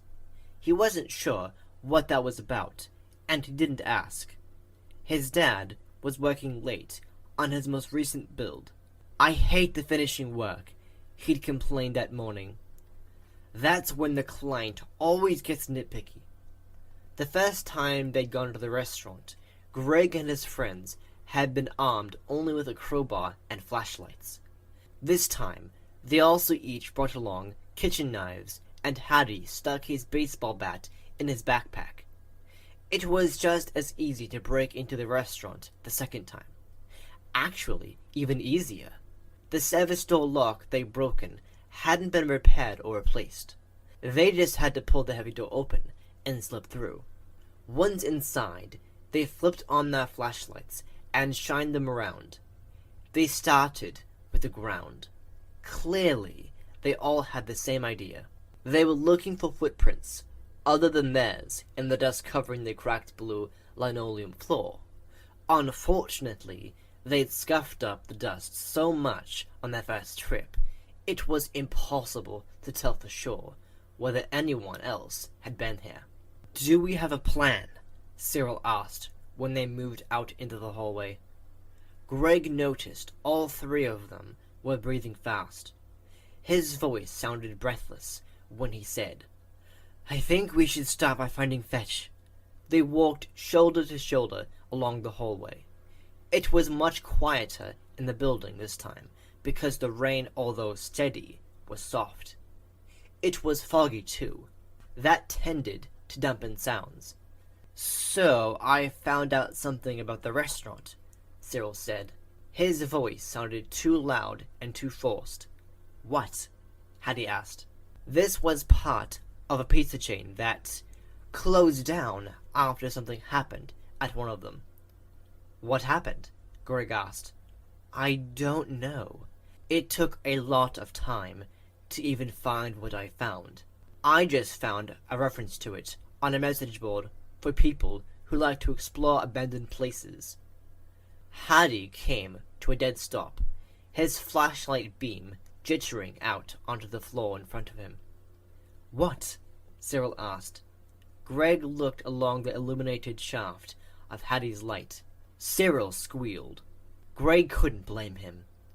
Dog tracks came out of the pizzeria's eating area and headed toward the lobby. "What the?" Hattie still hadn't budged. "You did turn it on," Cyril said to Greg. "Yeah, way to go, dude," Hattie said. Before Greg could respond, a clatter and crash came from inside one of the closed doorways along the hall. Cyril squealed again. Hattie dropped his flashlight. "We need to see what's in those rooms," Greg said. Hattie retrieved his flashlight and shined it in Greg's face. Greg squeezed his eyes shut and turned away. "Are you out of your mind?" Hattie asked. "Probably. But I have to know what's going on. I'm going to check it out. You don't have to if you don't want to." "I don't want to," Cyril said. "Fine." Greg dug the crowbar out of his backpack, looked at the knife, and concluded that he didn't have enough hands to hold a crowbar, a knife, and his flashlight. So he got a firm grip on both crowbar and flashlight, then took 5 steps toward the nearest closed door. He noticed a small sign he'd missed the last time. It read, "Control Room." He stuck the crowbar under his arm and reached for the doorknob. Hattie appeared at his side. "Can't let you go in there alone, dude." He produced the baseball bat from his backpack and gripped it hard. Cyril scurried over. "I'm not waiting out there by myself." "Thanks," Greg said. He turned the knob, took a breath, and threw the door open. He quickly rearmed himself with the crowbar. All 3 flashlight beams sliced through the dusty blackness and revealed a bank of old computer monitors, keyboards, and what looked like control panels filled with dials and knobs. Nothing else was in the room. "I don't see anything that could have made that sound," Hattie said. Greg nodded. "Let's try the next room." "Wait." Hattie crossed to the nearest keyboard and tapped keys. He turned a couple dials on the control panels. Nothing happened. He shrugged. "Had the check." Cyril, gaining courage from his friend, came farther into the room and tapped and pushed buttons too. Still, nothing happened. Greg left the room and headed to the next closed door. As he figured they would, his friends followed. This door was marked Security, and the room behind it was similar to the first one. More dated computer monitors looked back at the boys blankly. Nothing worked. One last closed door. This one was labeled Storage. "The sound must have come from in here," Greg said. He reached for the knob, but Cyril grabbed his arm. "Wait!" Greg looked at Cyril. "You never told us what you wanted to do here. Why are we here?" "Yeah, dude," Hattie agreed. "You kept saying you had to see. See what? Fetch? What are you going to do when you see him? Interrogate him? Reason with him? He's a piece of machinery." "Yeah," Cyril said. "And when we left him, he wasn't in there." He pointed to the door. Greg didn't know how to explain why he needed to be here. "I have to know whether someone else was here and is pranking us. And if it's Fetch, I want to see how it's working." He didn't bother explaining why he had to look in this room. Before they could protest again, he opened the door, and he fell back into his friends. Cyril screamed. Hattie gasped. Staring back at the boys in the gleaming streams of their lights were 4 life-size animatronic characters. They were at least 5 times bigger than Fetch, who was about the size of a beagle. Greg recovered himself first. He aimed his light around the room. Every time the beam landed on something, Greg's breath caught. The room didn't just house the 4 characters. It was also filled with animatronic parts and character costumes, a whole wardrobe full of them. Dozens of pairs of sightless eyes stared at them through the flashlight transected gloom. Or at least Greg hoped they were sightless. His friends hadn't spoken since they opened the door. Suddenly, a raspy humming sound filled the room. The boys' lights skittered all over the space, searching for the sound's origin. One of the animatronic characters seemed to move its leg, and then something small, dark, and furry shot out from behind it, arced toward the boys, barked, and then bolted out of the room. Before they could do more than gasp in unison, whatever it was disappeared from view. Cyril shrieked and tore from the room. Greg and Hattie were at his heels. This wasn't a thinking moment. That was Fetch that had leapt out at them, wasn't it? Had to be. Even though Hattie or Greg could have hit Fetch, or whatever that thing was, with a baseball bat or crowbar, Greg's brain didn't even consider that. Apparently, Hattie's didn't either. They had just one conscious idea in their heads: run. As they dashed down the hallway toward their exit, Greg tried not to hear the growling and claw tapping that followed them. He also firmly closed the door on his mind when it tried to ask questions about our Fetch. No, not going there. Get out, get out, get out. That was the only agenda. It took them only seconds to reach the door and squeeze through it, Cyril in the lead and Greg bringing up the rear. Was that a nip at his heel right before he pulled his foot through and shut the door? Not going there either. Without speaking, the boys grabbed their bikes, but just as they did, a whine behind them made them pause. With a shaking hand, Greg aimed his flashlight at the pizzeria. A wet, stray mutt trotted toward them, but when Cyril yelped in fear, the dog veered away into the fir trees that surrounded the abandoned building.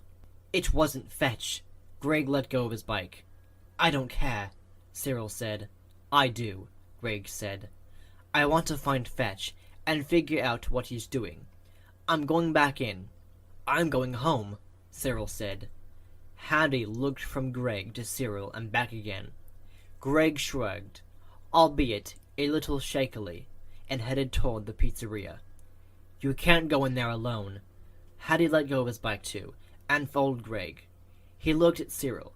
"The real dog made that noise we heard, and probably the tracks too." Cyril hugged himself, then sighed. "If I die, I'm going to come back and kill you both." "That's fair," Greg said. The boys re-entered the pizzeria. They stuck close together as they went down the hall, closing the storage room door as they went past.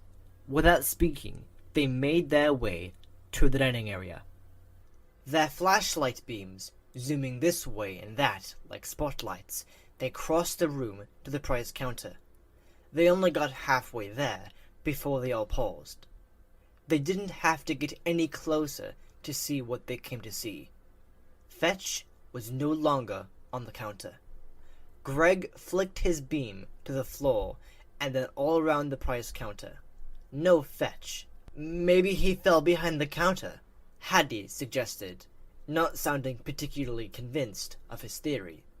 Maybe. Since neither of his friends moved, Greg took a huge breath and shuffled forward. "Let me know if you see anything," he told his friends. "We've got your back," Hattie said. Greg wasn't so sure, but he had to know if Fetch was there. Ignoring the trickle of sweat that ran down between his shoulder blades, Greg reached the counter and started tiptoeing around it. "Dude," Hattie said, "don't you think he would have heard us by now?" Greg flinched. "Good point." He laughed, but the sound was more of a croak when it came out. So he rushed around the counter and threw his light beam everywhere it could reach. Fetch wasn't there. Greg turned and looked at his friends. "Fetch is gone." "What are you going to do?" Cyril asked. "I'm not sure," Greg confessed. Hattie, ever the optimist, jumped in. "What if you text him to stop? Or to leave you alone? He has to listen to you, right? It's in his programming." "Tried that," Greg sighed. "Didn't work." "Could you give him an impossible task?" Cyril asked. "Something that would occupy his time forever." "Like what?" "I don't know. I'm just trying to find an easy—" "There is no easy solution," Greg snapped. "I just need time to think." As a unit, the boys headed back out the way they'd come in. No one suggested looking around more. Not even Greg. None of them spoke.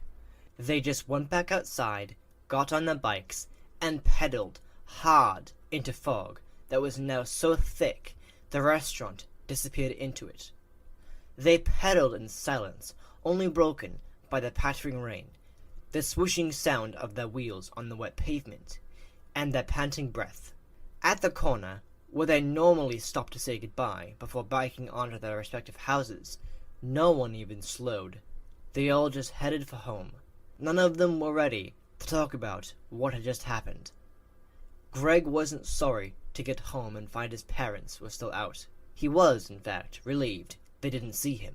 When he looked at himself in the bathroom mirror, he was so pale his features almost disappeared into the blank whiteness of his face. A long hot shower brought color back to his skin, and it brought conscious thought back to his mind. Where was Fetch? Even though he knew Fetch would have had to leave the restaurant to dig up the spider and kill the neighbor's dog, Greg had convinced himself Fetch went back to the restaurant when his duty was done. The idea of him being out there, somewhere, lurking, the hair on the back of Greg's neck prickled. Suddenly remembering his phone, he stared at the green sweats he'd left crumpled on the floor. His phone was in one of the pockets. Taking a long breath, he bent over and retrieved the phone, checking for missed texts. Sure enough, that was Fetch's latest text. H2CUS.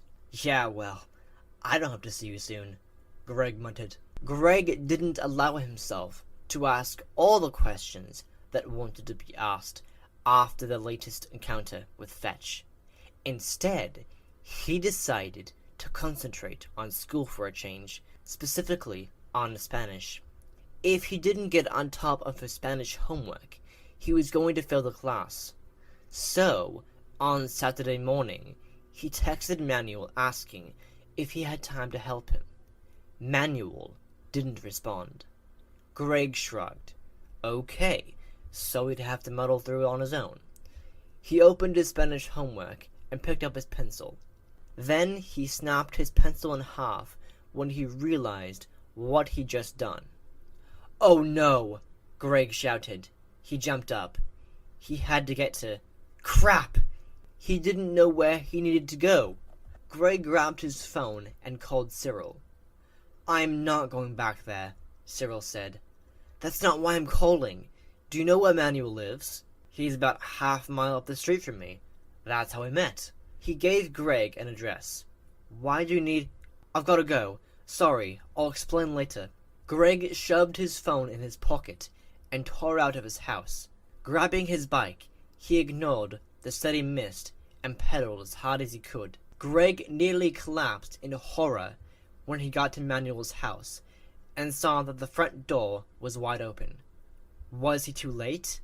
Right after he texted Manuel, he realized Fetch could have interpreted that text as instruction to retrieve Manuel. Given what Fetch had done to the neighbor's dog, Greg was afraid Fetch might punish Manuel for not being available to help Greg. Or worse, Fetch might kill Manuel and drag his body to Greg's house. There was no telling what the animatronic beast was capable of. Dropping his bike on the concrete driveway, Greg ran to the gaping doorway and peered into the tile-covered entryway of the small one-story house. He broke out in a cold sweat when he saw muddy paw prints on the gray squares. "Manuel?" he shouted, taking a step into the house. "Kupasa?" a voice called from behind Greg. A dog barked. Greg whirled around. Manuel and a yellow Labrador was standing at the edge of the front yard, filled with patches of grass and exposed dirt. The dog had a red ball in its mouth, and its feet were muddy.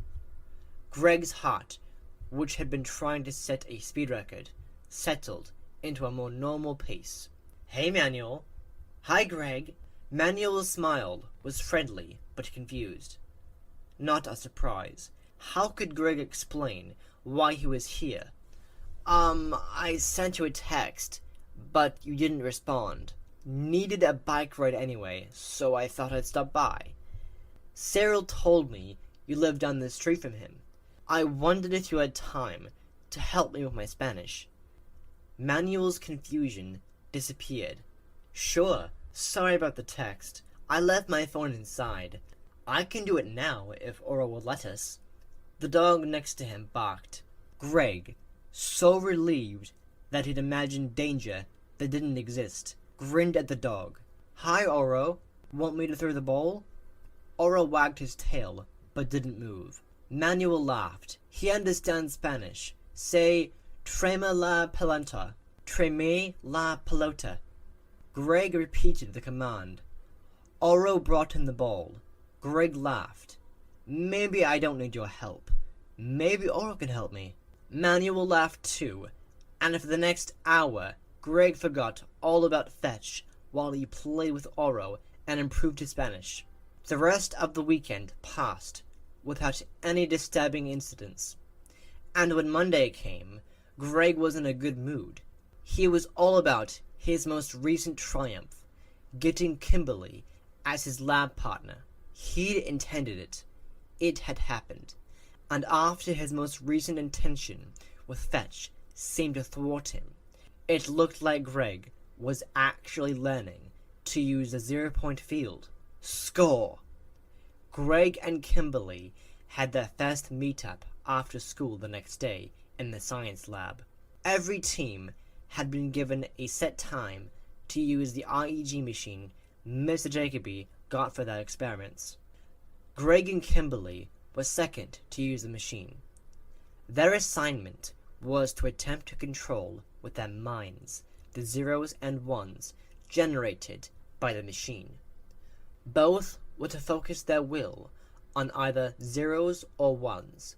Greg took zeros and Kimberly took ones, for a total of 10 minutes each. They were to record their results, and then they were supposed to write a paper about some aspect of REG research and how it impacted society. Greg had thought he'd have to be the one to suggest a topic, but Kimberly beat him to it. Sitting cross-legged on the floor after they used the REG machine, Kimberly said, "I have an idea for the paper." She pulled out her phone and tapped at it. Greg stared at her hands. She had the prettiest hands. Today, her nails or bright blue. They matched the tight blue sweater she wore. He tried not to stare. "Are you listening?" "I'm sorry, what?" Even though Greg had known Kimberly for 7 years, he was pretty sure he'd never said more than 2 words to her at a time. Whenever he had the chance to talk to her, his brain drained down to his legs and puddled in his shoes. He'd gotten her as a partner now, but how was he going to talk to her? "I said I think we should write about how REGs influence big world disasters." Wow, she knew that? If he hadn't been in love before, he sure was now. "Yeah," he said, "that's perfect." "You know about it?" She looked up at him. Greg still sat in his chair, but now he slid down onto the beige tiled floor so he could see her better. Stoked by her idea, he forgot to be nervous. "Yeah, I've been following the way REGs have been used to study the power of thinking for a couple of years." "That's gooky." Kimberly gave him one of her full smiles. He grinned back like an idiot. He was so excited about her paper topic that he wasn't as bummed about the fact that Kimberly had done better with the REG machine than he had. No matter how much he concentrated, his machine's results were barely above a normal random readout. "I tried to talk to my parents about it," Kimberly said. "They're pretty open-minded, but Mom said it was too out there, and Dad said the machines were probably being set up to get the results the people wanted." "But they're not!" Kimberly leaned forward, her eyes bright. Greg couldn't believe she was as into the stuff as he was. "I know," Greg said, leaning in too. "And did you know they got spikes before big sporting events?" He hesitated only a second before saying, "Do you know about Cleve Baxter?" Kimberly blinked. "No? Who's he?" "He was an interrogation instructor for the CIA, and he taught classes on using the polygraph machine." "Okay." Kimberly put her elbows on her knees, clearly focused on what he was saying. He couldn't believe he had her full attention. He tried not to let himself be distracted by her peaches and cream perfume. "So what about him?" Kimberly prompted. Greg cleared his throat. "Well, he started using the polygraph machine to do experiments on plants, and he discovered plants can sense our thoughts. My mother sings to her plants because she says it makes them grow faster." Greg nodded. "They probably do. That's why I was surprised my mom didn't believe the REG stuff." "I think it freaks people out," Greg said. Kimberly nodded. "So is there more about this polygraph guy?" "Yeah, so Baxter experimented with the plant's reactions to his actions. Like, he burned a plant and got a reaction, but not just in the burnt plant. Nearby plants reacted too, and then he just thought about burning the plants, and the second he had that thought, the polygraph recorded a reaction in all the plants, like the plants had read his mind." "Whoa!" Greg nodded so hard he felt like a bobblehead doll. "Yeah, I know," he grinned. "Most people didn't believe Baxter when he published his results, but he kept experimenting, not only with plants, but with human cells, and he proved that cells can sense thoughts. They have a consciousness."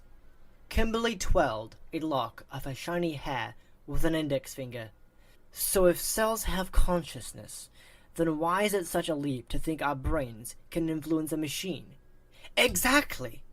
"We should include that in our paper," Kimberly said. "It's good stuff." "Yeah, I thought it was so cool that I decided to do my own experiments. My uncle got me a polygraph machine, and I started trying things with my plants. It actually works. They know what I'm thinking. Well, at least the simple stuff." "Wow!" "Yeah, I've been trying other things too."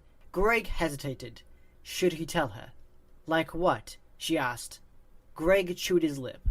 Oh, why not? He scooted closer to her and lowered his voice. "Do you remember what Mr. Jacoby said about the zero-point field? That it means all matter in the universe is interconnected by subatomic waves that connect one part of the universe to every other part? Yeah, sure. Well, I read about the field over the summer, and when I read it, I got really excited. I read that researchers are saying this field could explain lots of stuff no one could explain before. Stuff like chi and telepathy and other psychic abilities. I have a cousin who's psychic, Kimberly said. She always knows when there's going to be a test at her school. Kimberly laughed. I have been trying to get her to teach me how to do that. Greg grinned. Then you'll get it. Get what? Well, I have some good stuff in my life, but there's so much I hate. Like my dad, and well, just stuff. So I figured I could learn to use the field, communicate with it, tell it what I want, and get it to tell me what to do. So I've been practicing on my plants, seeing if they'd respond to my intention, and then I started just concentrating on things I wanted and seeing if I got any ideas. Like guidance? Yeah, Kimberly slowly nodded. I get what you're trying to do. She wrinkled up her perfect nose. The problem is, well, she shrugged. I just wonder if trying to get the field to work is like a monkey trying to fly an airplane. He's going to crash and bend before he can figure it out. Greg tried not to let her see that her words felt like a kick in the gut. She obviously did see, though. Not that you're a monkey, I mean. I just mean quantum stuff is hard. I like it too, and I've tried to read about it, but I don't get it. Not really. Hey! Trent White burst into the room. You two smashing face in here or what? Kimberly blushed, deep red. Shut up, Trent, Greg said. Shut up yourself. Your time's up. Our turn.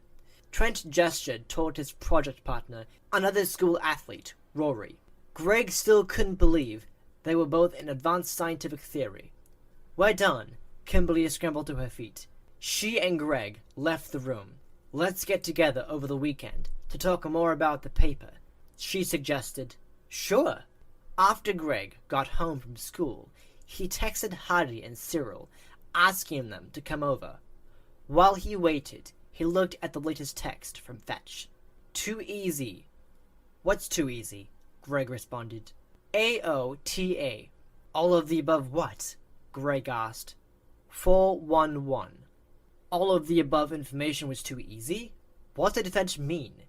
Was he talking about Greg's conversation with Kimberly?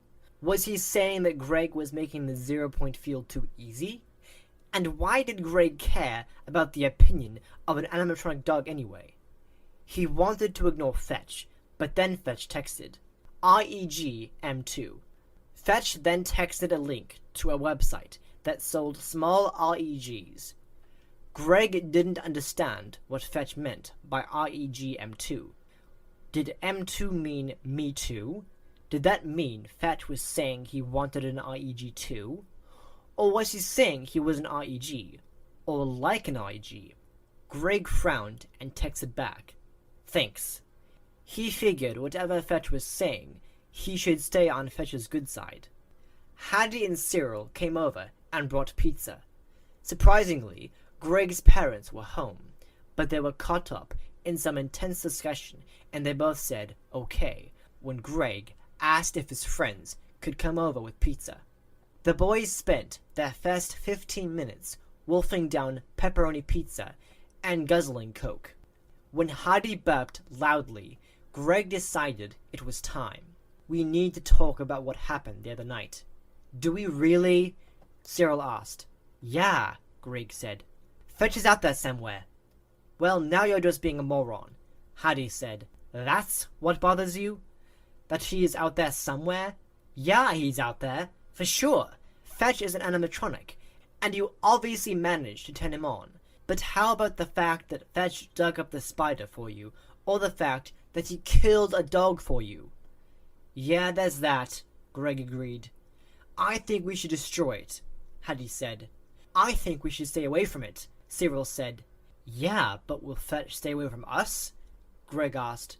Hattie glared at him. You're the one who activated it. Greg threw up his hands. I didn't even know what I was doing. Well, you need to figure it out, Hattie said. You're the smart one. Yeah, Cyril agreed. You sound like you're mad at me. Greg accused his friends. Cyril looked at his tiny feet. Hattie said, Well, you are mad at me. What did I do? You're the one who wanted to go there in the first place, Cyril said. Greg opened, then closed his mouth. He got up. Fine. You two can head home then. I'll take care of it. Hattie and Cyril stared at him, then looked at each other. Whatever, dude, Hattie said. Come on. He got up and gestured for Cyril to follow. An hour later, wearing threadbare sweats and an old tie-dye t-shirt lying on his back in bed in the dark, Greg said to the ceiling, I need money. If he had money, more money than he could get from babysitting anyway, he could get whatever he needed for his experiments. He could set up his own consciousness project. Then he'd know what to do about Fetch. Greg grabbed his phone. Over the summer, he'd read an article about this 13-year-old entrepreneur who set up a home business and was making tons of profit.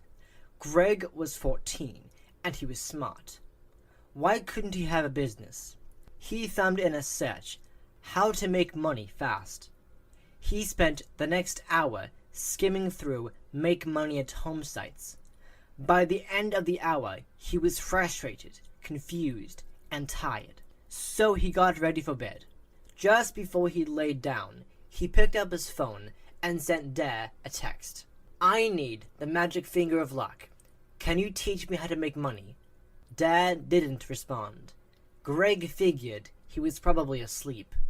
Dare usually went to bed earlier than Greg did. Before he turned off the light, his phone buzzed. A text from Fetch. GNSD. Sweet dreams to you too, Greg responded, ignoring the chill that scattered down his spine. He frowned, bothered by something, but he wasn't sure what it was. He was so tired, he wasn't thinking straight. He couldn't keep his eyes open, so he closed them, and he was asleep immediately. When Greg woke up, it was still dark out. He erupted from the bed and blinked frantically to focus. His last text. What had he been thinking? Idiot! Greg grabbed his phone and deleted his text to Dare. Then he called Dare. No answer. He pulled up Dare's landline number and called it. Even if Dare was asleep, that phone would wake him. No answer. What should he do? Greg had no way to get up to Dare's place on his own. It was too far to bike. No buses ran up there. How could he get to Dare and warn him? A ride. He needed a ride. From who? No way he could ask his parents. He thought about Mrs. Peters, 3 doors down. She was always nice to him. Maybe. Greg tore off his PJs and pulled on gray sweats and a navy blue hoodie. He grabbed his phone and ran out of his room. He wasn't sure how he was going to explain to Mrs. Peters why he needed a ride at... What time was it? He checked. 4:30. Well, he just have to figure it out. In his stocking feet, Greg took the stairs 2 at a time. Inside the front door, he stopped to tug on his rain boots in the entryway. Then he threw back the deadbolt and flung the door open. He started to charge through the door, but then he looked down. His legs went out from under him, and he crumpled to the ground. He started to heave, covered his mouth, and looked away from what lay on top of the Welcome Friends mat. Looking away didn't help, though. The image was indelibly etched into his retinas. In his mind's eye, he could see Dare's thick finger, the base torn and bloody, part of the bone jutting through the gore. The finger was dusky and had tufts of light hair. The blood was bright red. Even just in memory, the details were excruciating. Greg even noticed that the blood had congealed before the finger had been dropped on the mat because the white M wasn't bloody. Greg? What are you doing down here? Greg's mom was coming down the stairs. Greg didn't think. He snatched up the finger and stuffed it into the pocket of his hoodie. Grabbing the door frame, he pulled himself to his feet and shut the door. I think I was sleepwalking, Greg said. Lame. But he was too out of it to come up with something better. Then he noticed his mom was crying. What's wrong? He asked. Her eyes and her nose were red. Her mascara was smeared. Her cheeks were wet. She wore nothing but her pink fuzzy robe over a white frilly nightshirt. She wiped her cheeks and sank down onto the third step from the bottom of the stairs. What's wrong? He repeated. He rushed to the stairs and sat next to his mom. She took his hand. I'm sorry. It's not the end of the world. I'm just shocked is all. It's your Uncle Darren. Greg stiffened. You won't believe this, his mom said, sobbing. He got attacked by some kind of wild animal. It tore off his finger. Greg couldn't breathe. He looked down at his hoodie pocket. He put his hand over it, feeling the ring still wrapped around the grotesquely ripped base. When Greg had seen the finger, he'd have known it was Dad's even without the presence of the onyx and gold ring. But the ring, that, more than the exposed bone and veins, was what had dismayed him the most. Now his eyes filled with tears. He cleared his clogged throat and managed. That's terrible! He's all scratched up too. Mold. He's been airlifted to the hospital. I just can't believe this. Greg couldn't comfort her. He was too busy realizing. Oh no, no, no, he groaned. His mother, not understanding, wrapped her arms around him. It's okay, really. I'm sure he'll be fine. He'll probably make a joke out of losing his finger. She burst into tears again. No, no, no, Greg repeated. It was like a mantra, like he could say it enough and it would make everything stop and go back to the way it was. Disengaging himself from his mom, he touched the hoodie pocket and said, I need air. He ran to the front door, threw it open, and careened down the front stairs. It wasn't raining, but if it had been, he wouldn't have cared. He had to get away. He couldn't face it. He couldn't accept what he'd done. Because he'd done it. Obviously, he had done it. Greg didn't know where he'd been planning to go when he left his house, but before he could go anywhere, he was stopped in his tracks. Was that? Yes, it was. Under the shore pines, clustered near the back of his yard, next to the marram grass at the edge of the dunes, Fetch sat. His eyes glowed red in the now pre-dawn light, and his ears were tilted forward as if in question. Greg was so angry and upset he didn't even think about running away. Instead, he grabbed the baseball bat from his dad's pile of sporting equipment and took one step toward Fetch, then another, and another, and then he was sprinting full out. Fetch stood, eyes bright. He looked at Greg. If Fetch had been a real dog, Greg would have thought this was cute. But Fetch wasn't a real dog. He was an animatronic killer, made to look like a dog. Greg wasn't going to let the seemingly happy look stop him. When Greg reached Fetch, he didn't hesitate. He swung the bat at Fetch's head. The fast strike split open the top of Fetch's head, revealing a metal skull and ripped wires. Sparks flew as Greg wound up for another swing. What did you do? Greg screamed at the Fetch. Fetch's mouth hinged open in what looked like a silly grin.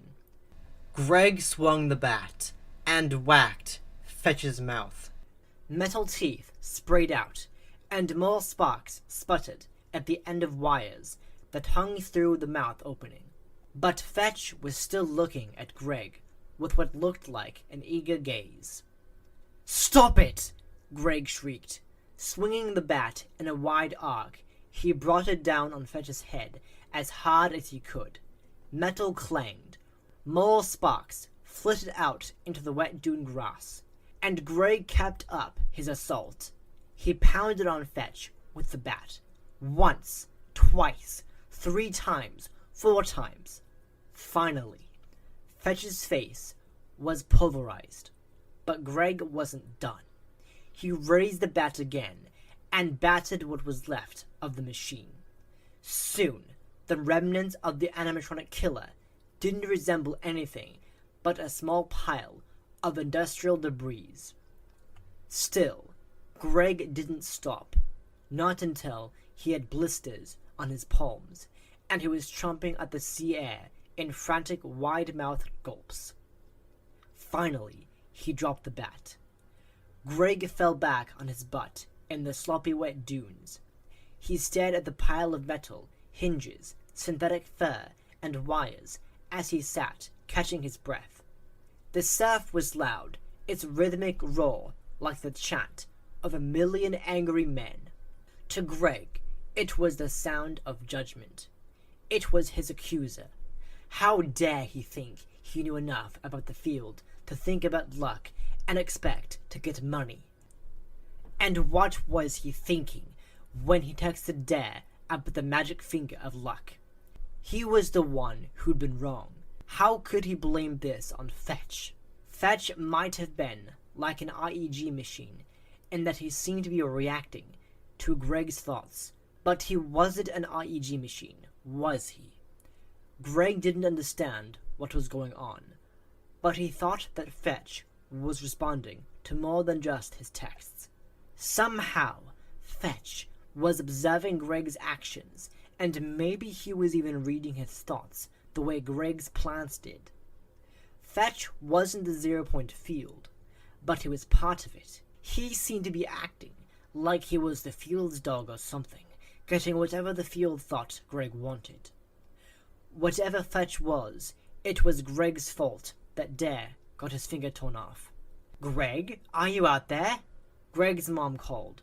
Greg looked at the destroyed animatronic. "Greg?" His mother started down the steps. Greg and the debris were partially hidden in the marram grass, but if his mom came into the backyard, she'd see them. Greg looked around and spotted a depression under the driftwood log covered with Fetch's teeth. He quickly shoveled all of Fetch's parts into the hole and called out, "Coming!" His mom wanted Greg to know Dare would be in surgery for a while to repair damaged nerves and sew up his lacerations. It would be some time before they could go visit him, so she was going to work until then. She hugged Greg before she left. His dad was already gone. As Greg went inside, he realized he'd left the house without his phone. What if someone had been trying to reach him? Someone? Let's get real. He meant Fetch. Had Fetch sent him a text before Greg had spotted him? Yes, Fetch had texted. Greg discovered when he reached his room.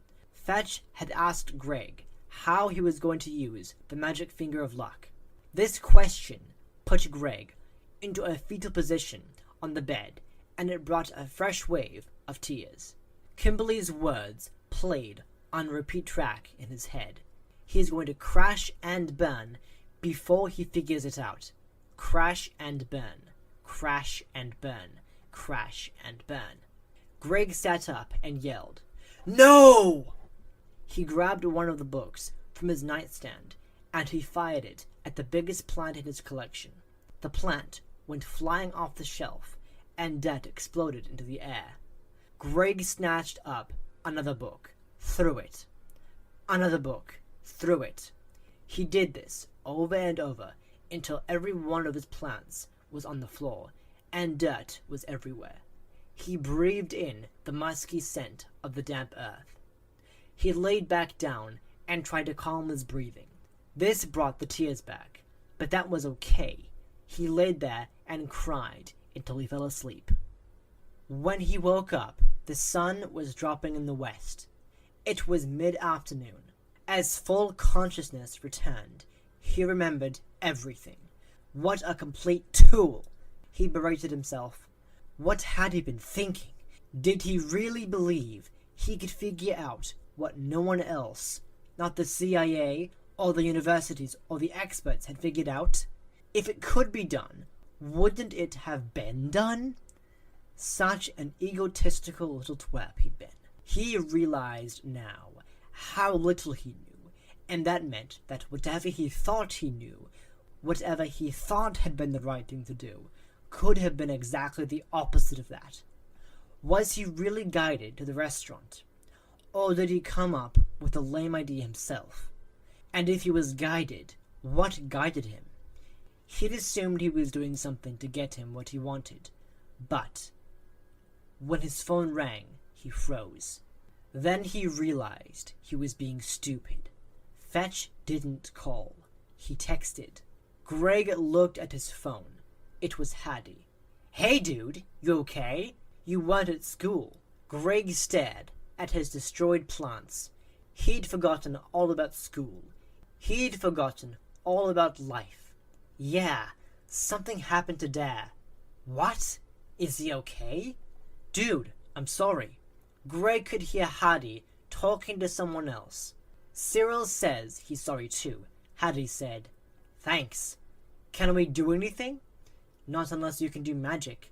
"Sorry to disappoint, dude." "Yeah." "Hey, I'm not sure it'll make you feel better, but Kimberly was looking for you just now." Greg sat up and finger-combed his hair, catching himself and rolling his eyes. It wasn't like she was in the room. "Really?" "Totally. She said you had a good paper idea, and she's ready to work on it." "Right, the paper." He slumped. He'd been so excited about that, and now he didn't want to even think about the topic. Still, if it meant spending time with Kimberly, he noticed Hattie was talking. "What? Sorry?" "I said, after listening to you moon over that girl forever, it would be nice to see you with her." "It hasn't been forever, just since second grade." Had it really been that long that he'd loved Kimberly? Whatever. "Yeah, it would be nice to see her." "Well, then don't miss your chance. Call her and get busy on that paper. Win her over, dude." Greg grinned. Then he frowned. It felt wrong to feel hopeful after what happened to Dare. "I gotta go," he said. "Sure, let us know if you want to hang out." "Okay." Greg put down the phone and went to take another hot shower. He stank of sweat and salty sea air. When he got out of the shower and got dressed, he picked up the phone to call Kimberly. That's when he saw a text from Fetch, sent 5 minutes ago. It said, "Will retrieve." "No!" Greg groaned. Greg shoved his phone in his pocket and tore out of his room. He galloped down the stairs and out to the dunes. Would Fetch even be there? When he reached the edge of the yard, he slowed. He was almost afraid to look, but he had to. He edged into the dunes and looked under the driftwood log. Greg's legs gave out. He sank to his knees in the wet dune grass. Although a few small screws, metal pieces, wires, and a hinge were strewn out under the log, the vast majority of the scraps were gone. Gone. Greg looked around. The only footprints he saw in the sand were his own. But the sand did tell a story. Around the driftwood, the wet sand was grooved with ragged drag marks. At least a dozen smears stretched out from under the log, and then they angled toward each other until they formed one messy drag mark that ended at a flattened clump of dune grass. Greg struggled to his feet and backed away from the dunes. Turning, he galloped into the house and up to his room. There he sank to the floor and put his head in his hands. Snapshots of the last several weeks flashed through his head. The spider, the dead dog, the torn-up dead dog, Dad's severed finger. All Greg had wanted was some luck. He didn't want his uncle's finger, but Fetch obviously took things literally. Greg had no doubt Fetch was active again. How? Greg didn't know. Didn't need to know. He just did know that Fetch still worked.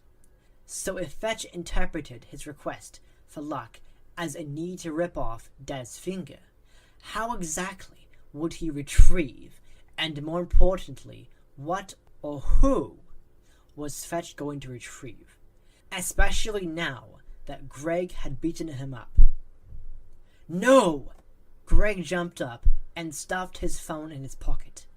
Shoving his feet into black running shoes, he flew out of his house. Kimberly lived about a mile away, farther south on the same street he lived on. It would be a straight shot. Grabbing his bike, Greg pedaled hard. Of course, the wind was picking up again, and it was coming from the south. His legs were screaming by the time he got halfway to a house. He ignored them and pushed on. He had to reach Kimberly before Fetch did, if it wasn't too late already. When he reached Kimberly's house, he leapt off his bike and prepared to rush up to the door. But he caught himself when he realized the house was dark. No cars were in the driveway. No one was home. Kimberly had mentioned her mom usually picked her up after school, and they often stopped to run errands on the way home. If Kimberly was still at school when Huddy called, Greg probably beat them here. Greg leaned over to catch his breath and picked up his bike. Carrying it to the bushes at the edge of Kimberly's yard, he hunkered down to wait. He considered searching for Fetch, but he didn't know when Kimberly would get home. He considered searching for Fetch, but he didn't know when Kimberly would get home, and he could miss her if he was off looking for Fetch. He couldn't risk it. He waited. While he waited, he tried to calm himself with yoga breathing. It didn't work. He was so tense by the time the sun started going down at 4:30, he felt like his limbs would break if he tried to unbend them from his crouched position. He figured he'd better try to move now before Kimberly got home. Just as he started to stretch out his legs and stand, he spotted headlights coming up the street. He bent low again. The car went past, but before he could straighten, another came after it. This was the one. A dark blue SUV pulled into the driveway. The passenger door opened, and Kimberly, wearing jeans and a cute green top that matched her eyes, bounced out of the car. She was chattering to her mother as she did. "I think if we put the oregano in, it would be good. Maybe with basil too," her mother said. Tall and slender, with a pretty face and short graying black hair, Mrs. Bergstrom was in her mid-60s. When they were in second grade, Kimberly told him her mother was 51 years old when Kimberly was born. "I was a miracle baby," Kimberly said. "I figure that means I should be nice to my parents." She laughed her musical laugh. Greg knew Kimberly's dad was even older than Kimberly's mom. He was retired. He'd owned a couple of the hotels in Ocean Shores, and he'd sold them the year before. "He mostly plays golf now," Greg overheard Kimberly telling a friend. Greg had met both of the Bergstroms. Although Mr. Bergstrom was a little grumpy, Mrs. Bergstrom was nice. But would she listen? Greg prepared to step out of the bushes and tell Kimberly she was in danger, but he realized how insane his story was going to sound. Maybe if he could talk to just her, she could convince her parents to listen. Before he decided what to do, a black sedan pulled in behind the SUV. It crunched over gravel strewn across the asphalt driveway, and Mr. Bergstrom got out. The wind picked up speed just when Mr. Bergstrom's feet hit the ground. It blew off his red baseball cap, and Kimberly skipped after it. "Thanks, sweetie," Mr. Bergstrom called. He smoothed down thinning white hair, and hugged his daughter. The ocean wasn't as loud now as it had been that morning when Greg was running in the dunes. Was it seriously just that morning that he had found out about Dare and tried to destroy Fetch? It felt like a year ago at least. Even though it wasn't as loud, the ocean's insistent murmur drowned out what Kimberly and her parents were saying as they walked toward the house. Greg started to rise again, still not sure what to do. Just as he rose, Mr. Bergstrom's hat blew off once more, and he strode after it. The hat landed right in front of the bush Greg hid in, and Mr. Bergstrom spotted him. "Hey, kid, what are you doing in the bushes?" Mr. Bergstrom's voice was strident and sharp. Greg squared his shoulders and stood up. He had to try to warn them. "Hi, Mr. Bergstrom," he said. "Who are you? No, wait. I've seen you." "Greg, what are you doing here?" Kimberly called out from her front walk. She came toward Greg and her dad. Mrs. Bergstrom followed. Kimberly, I know this is going to sound crazy." "What's going to sound crazy? What's the meaning of this?" Mr. Bergstrom snapped. Greg took a deep breath and dove into his explanation. "Kimberly, you're in danger. Like, serious danger. I think someone, something is going to try to kill you." "What?" Mr. and Mrs. Bergstrom erupted in unison. Mr. Bergstrom's tone was rough and outraged. Mrs. Bergstrom's tone was a high-pitched shriek of fear. Kimberly said nothing, but her eyes had widened. "Kimberly, you know what we were talking about. The IEGs, the plants, the cells, the shared consciousness, the guidance." She nodded. "I have no idea how to explain this, but part of the guidance I got was that I had to know what was inside that abandoned pizzeria. So I got Cyril and Hattie to break in there with me." "You what?" Mr. Bergstrom sputtered. Greg ignored him.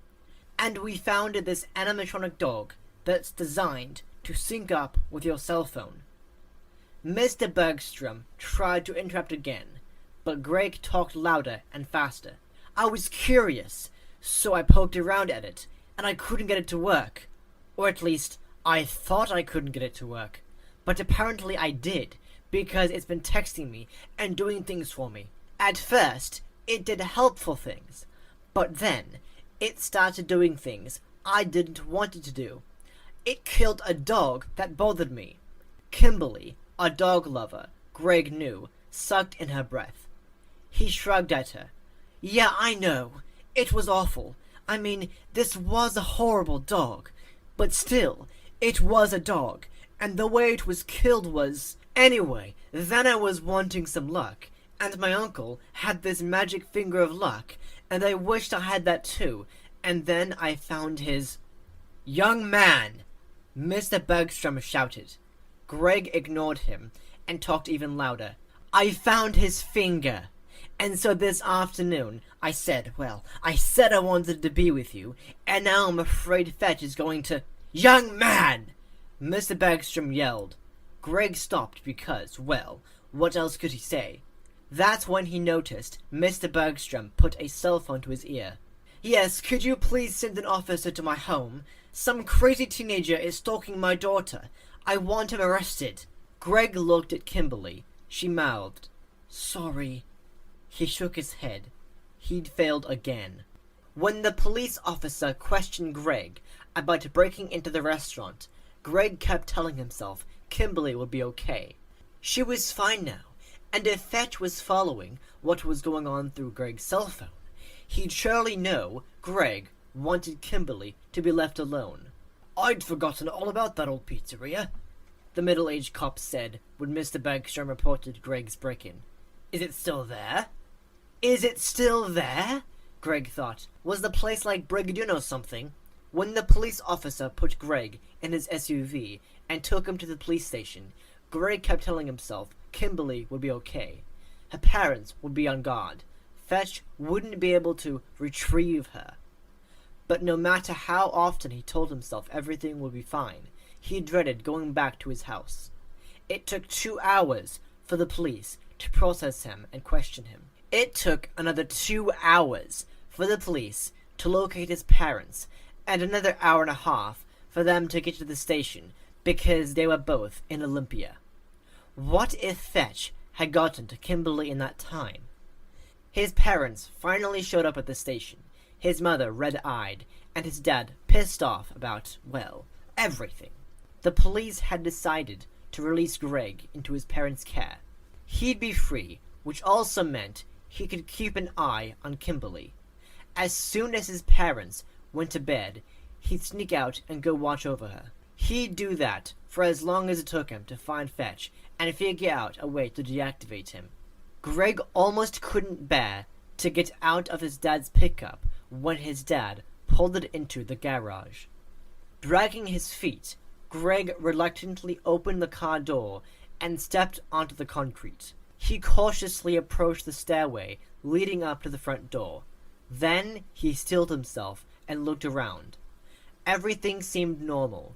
Kimberly's body wasn't under the house or on the front mat. He nearly fainted in relief. "What the hell's wrong with you?" Greg's dad asked when Greg sagged against the stair railing. "Nothing." When Greg and his parents entered the house, Greg's dad grabbed Greg's arm. Greg gritted his teeth. "I'd say I was disappointed in you," his dad said, "but I haven't expected anything good from you in years." Greg's mom sighed. "Steven, Hillary." Greg ignored them both and went up the stairs to his room. Peeling off his clothes as soon as he was in the darkened space, he went to take yet another shower. He stank again. Not only did the hard bike ride and the panic to save Kimberly make him sweat buckets, he'd sat in what smelled like dried urine in the cop's SUV. He thought the hot shower might bring him back to life. He had to get the energy to go to Kimberly's house again. His bike was still in the back of his dad's pickup. The policeman had stuck it in his SUV when he took Greg in, and had given it back when he and his parents left the station. But when Greg got out of the shower, he was wiped out. He looked at the time on his phone. He also checked for texts. Nothing. That was good, right? Maybe he could take a nap before heading to Kimberly's to be sure she was okay. Heck, maybe he'd been wrong about the whole thing. Maybe Fetch was retrieving him a snack or information he hadn't even realized he'd requested. Maybe there really was nothing to worry about. Greg pulled on a yellow t-shirt and a pair of gray flannel sleep pants. Then he threw open the bathroom door. Barely containing a scream, Greg stumbled away from the door and fell to the tiled floor, his mind struggling to accept what he was looking at. There was something wrapped in a sheet laying across the doorway. As he stared, the once beige sheet was turning a deep, dark red, and it glistened wet in the room's muted light. Who was under the sheet? What was under the sheet? Greg couldn't get himself to move so he could find out. Greg didn't need to look any further. He knew everything he needed to know. The phone on Greg's bathroom counter vibrated. He couldn't help himself. He picked it up and looked at it. Fetch had texted, "See you." And that is the end of Story 1.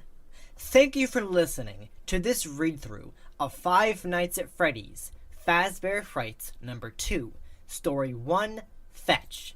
I hope you enjoyed listening to it. If you did, please hit that like button. I really do appreciate it. And if you are new to this channel, subscribe for Story 2 of this novel. And if you haven't already, make sure you subscribe to my second channel, where I do reaction videos. The link will be in the description. Also, make sure you click that bell so you'll be notified of my latest uploads. And I'll be back next time with the next story. Alright? See ya.